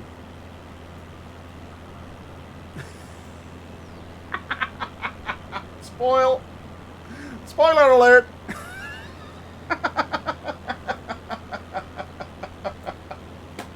That is funny. Well played there, Guybrush. Well played. We are looking forward to the next installment of your episode, buddy. I'm looking forward to that one. I really am. Actually, Two-Tone should be in there in the middle. Two-Tone should be in there in the middle, maybe. Yarr. Scurvy! Yarr! You savvy? Hey, Two Cats, good to see you, man. How are you doing, buddy? Hope you're doing well. Hope you're doing well. So yeah, that is funny, my friend. That is absolutely funny. Will come out 15th of September normally. Absolutely brilliant. Looking forward to the next installment right there. That is going to be pretty cool. All right, my friends. We are actually 9 nautical miles out from the airport. We are getting ready to... not bad. Just got my first Dutch phone number. Really. Your mobile phone number 06 plus 316. There you go. That's the code. Pirates Fabio and Shoney and Two-Tone would be great. Exactly. Right there you are. Right you are. All right, my friends. We are coming in for a landing, and we are landing on runway 27. So we are going to fly over the airport, then circle back, and we are then going in for a landing. We should be nearly on course. Used to have a +81. What is +81, DC Viper? What is that? Which country code is that? Phone's 2 Cats. Hello? Hello? How is your car insurance? Japan! Oh, that is pretty cool. That is pretty cool, yeah. That is pretty cool. Actually, we have a friendly streamer, Don Don Pampan, who is he is a Scot, but he's living in Japan. Really cool. Ordered Honeycomb Bravo with some early birthday money. Yes, 2 Cats. I am going to do, with a little bit of luck, soon a unveilment of the of my own Bravo. I'm so looking forward to that thing. Oh, the Honeycomb Bravo, yes. And then in future the Charlie Rudder pedals, perhaps. So yeah.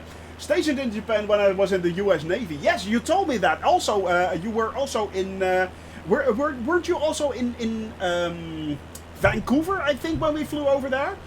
I think you told me that then. Was that you, DC Viper? I think it was. Actually, man, you've been basically all over the world, have you? Yeah. Wow. I miss Japan. Loved it there, man. So awesome. That is so awesome. Japan is an amazing country. By the way, guys, if you like Japan, and most of you probably have Twitch and also, of course, Amazon Prime, go check out James May, the man in Japan. Go check out James May from of course, from Top Gear and Grand Tour fame. Man in Japan. Never been there. Ah, okay, but I traveled extensively. But yeah, go check out Man in Japan from James May. That's a series on Amazon Prime. It is a lot of fun. It is a really good watch. You tried to like it, really? You didn't enjoy it, DC Viper? I really enjoyed it. Yeah, I really want to like this his cooking show too. And the thing is, the cooking show is kind of okay. The cooking show is kind of okay, but I really did enjoy Man in Japan. And actually, he's now going to America for a second installment. So the man in the US, yeah. We are landing east-west, yeah. Runway 27, Italian Yank fan. Runway 27. Love that. It was hilarious seeing him with Robo-Hon. Yeah, that was so good. Hello, Bim. It was hilarious, yeah. Did you change your... Yes. Sorry, Moonfall. Yes, East US. We are now on East US because we had a lot of problems. So yes, the landing will be right there. We are now flying over the runway. I am going to circle around and then fly back. So we are flying straight out over the runway, circle around, then turn back. That is what we're going to do. That there is AT, by the way. Stephen Fry's US series was fun. DC Viper, yes, and I'm so sorry that he did not do a follow-up. But then again, Stephen Fry is a highly educated and very smart man. He is a very smart man, actually. So yeah, he's very much into Greek mythology, by the way. Kind of surprised me, but he's very much into Greek mythology. He actually has written a few books about it as well. So yeah. So not only a good actor, very, very funny guy. Because I'm not sure if you guys know, but actually Stephen Fry used to be a part of a comedic duo with Fry and Laurie, of course. A bit of Fry and Laurie. So yeah. Hugh Laurie, exactly. Well, as most people know him, House. Basically, Dr. House, Hugh Laurie, was actually a comedic actor for a long, long time. So yeah. Yes, he did. He did read Stephen Fry did indeed read the Harry Potter books. And they're really good as well. I think Kadila, my wife, actually has those. So they're really, really good. Yeah. And he isn't an American. No, he is not an American. No. Hugh Laurie is not an American. He is actually very, very British. Also did a cameo on Friends, on a Friends episode, where he's on the plane with Rachel, funnily enough. And to be honest, that was actually, I think, a precursor to how he did, how he approached House. Really, really funny. Alright, my friends, I am going to start to slow down now. Captain Darling! Yeah, exactly! Oh, good lord, yes, yes, Blackadder, Captain Darling. Oh, that is genius as well. That is genius. Captain Darling was so good. Oh, good lord. Blackadder, Blackadder. It's, there's so much good humor out there. Monty Python, need I say more? Alright, my friends, slowing down enough. I can now deploy flaps 1. There we go. But keep it steady. Flaps 2, actually. I'm going for flaps 2 already. Did he just go for flaps 2? Yes, I did. I bloody well did. Alright, there is the airport right there. And I'm going to actually zoom in a little bit here because I want to... do I have much plans for Sunday? Yes, I think I actually do. I think I do. Because I am going to have a game night on... actually, we have visitors on Saturday, and I'm going to drink a lot.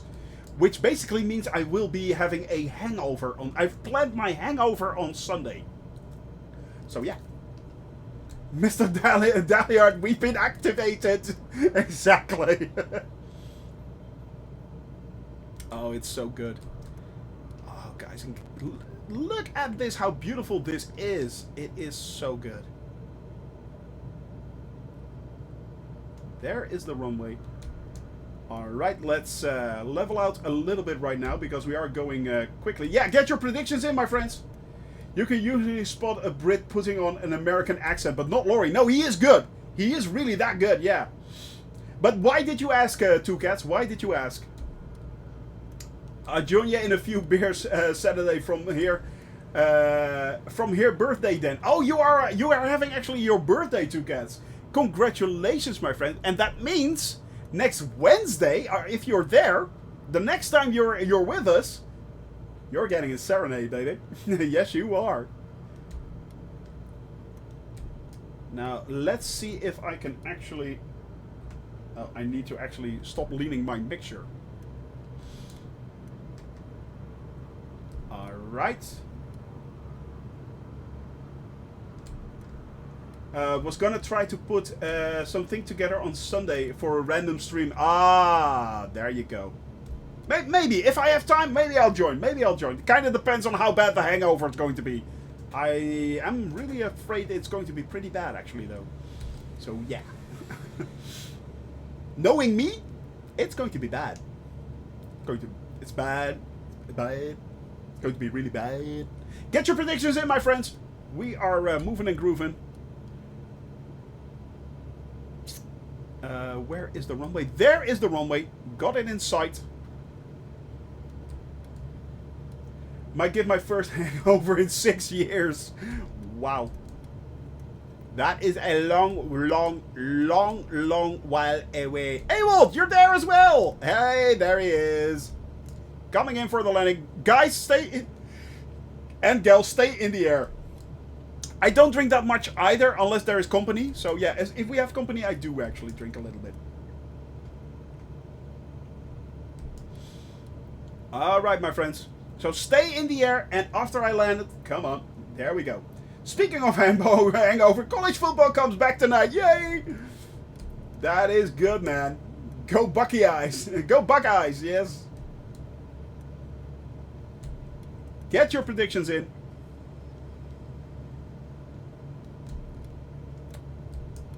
Yeah, we should be good. Yeah, man, everything is starting up again. It's so nice to see everything starting up again. In the Netherlands, we already have, of course, our soccer matches, or football matches, as we call them. Yes, it is actually called football. We use our feet to kick the ball. So, yeah, it is football. Sorry there, my American friends, but that is actually what it is. Alright, we actually do have a little bit of a side wind, so I am crabbing a little bit, funnily enough. College handbag then. No.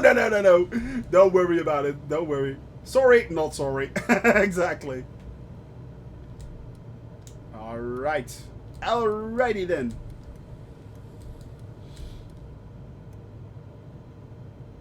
Crabbing still. Runway 27. Distraction. Oh, you fiendish devil, you. You fiendish devil.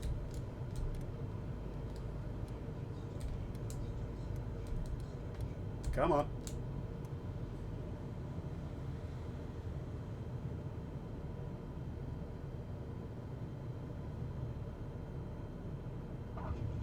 Alrighty. That was a lot. That was so strange. I kind of expected it to be pretty good, but 134. 134. I kind of expected this to be a lot better, actually. That is so weird. Alright, stay in the air, my friends. Stay in the air. Yeah, I know it is, but, you know, I expected somewhat better, funnily enough. Why am I not moving? No, it's not. The brake isn't on. There we go.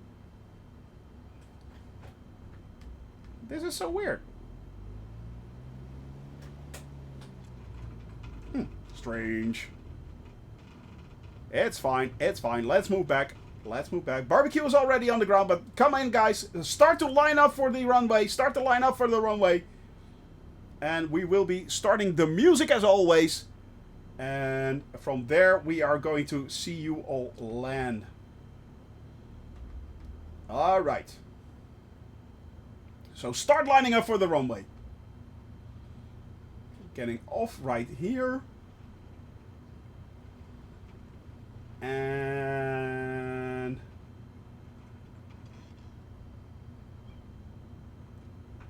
I think I'm going to park right there. Yeah, that's fine. This is where I'm parking, right there. All right, let's go. Boppity boop. Switching over. Go to the showcase. Why am I upside down? This is so weird.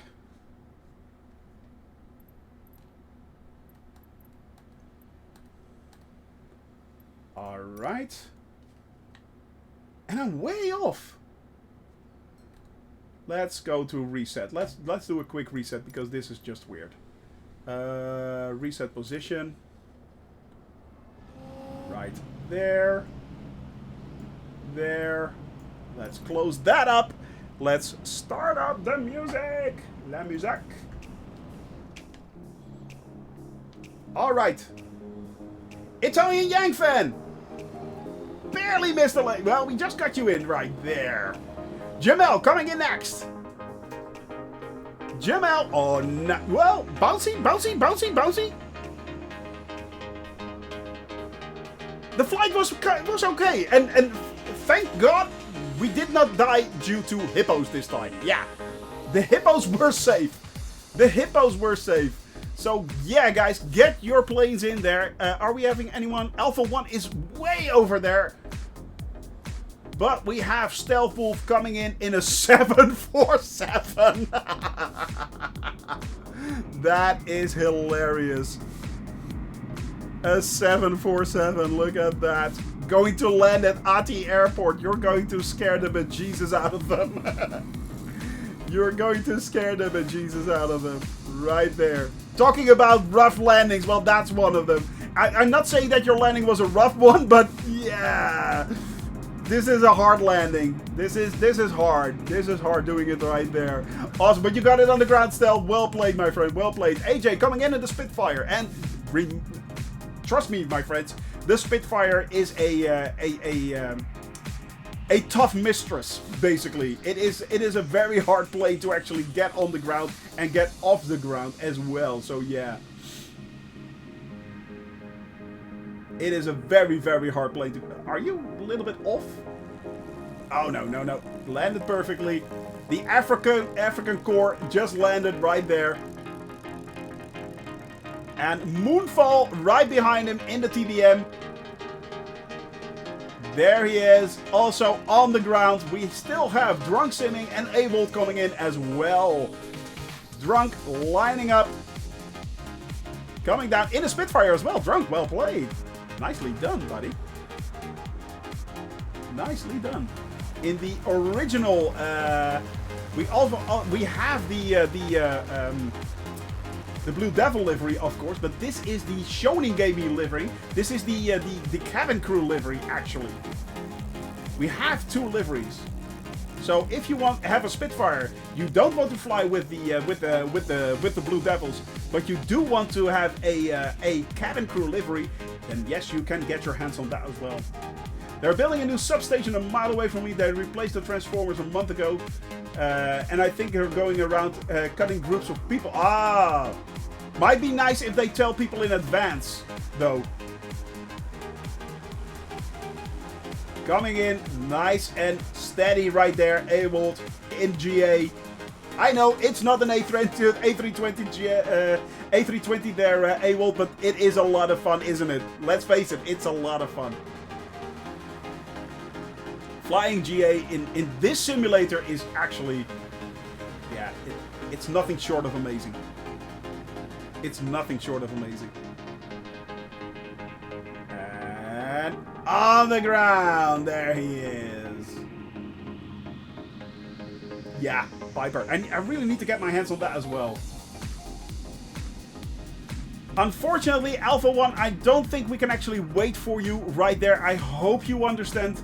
I hope you understand, buddy. But here we are. We have the entire group right there. Moonfall, AJ, Italian Yang Fan, Barbecue Beef, Jamel, Drunk Sinning, Avold has landed as well. Alpha 1 is still coming in. No problem. Good to see. I will get you next flight, my friend. I will get you next flight. Let's see. Let's switch over to who are we going to raid? Who are we going to raid? Yeah, let's go to Fabio again. Haven't been to Fabio a little while, so that's good. All right, my friends, thank you very much. I will be here again tomorrow. We are taking off from this airport right here, Ati Airport, and we are then moving up north towards Libya eventually. So I will see you again tomorrow, same time, same place, right here. And until then, don't forget to laugh and smile. Bye-bye, guys. Thank you very much for joining me. See you later.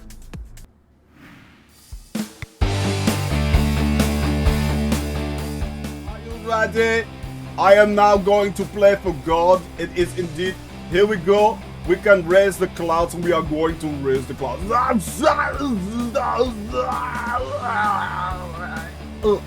There we go. And we're doing it again a little bit. Okay, there we go. It looks beautiful. Yes. All right. Nope. Don't stall. Don't stall on me now.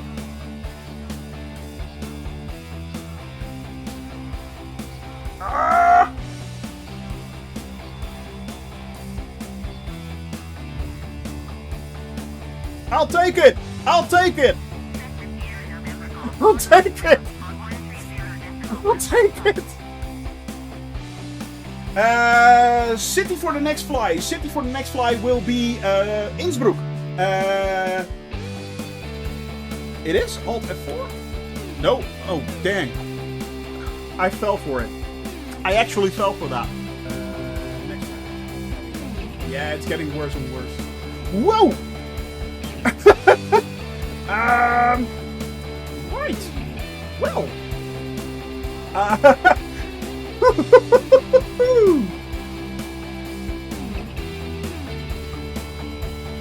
Oh. No, no, no.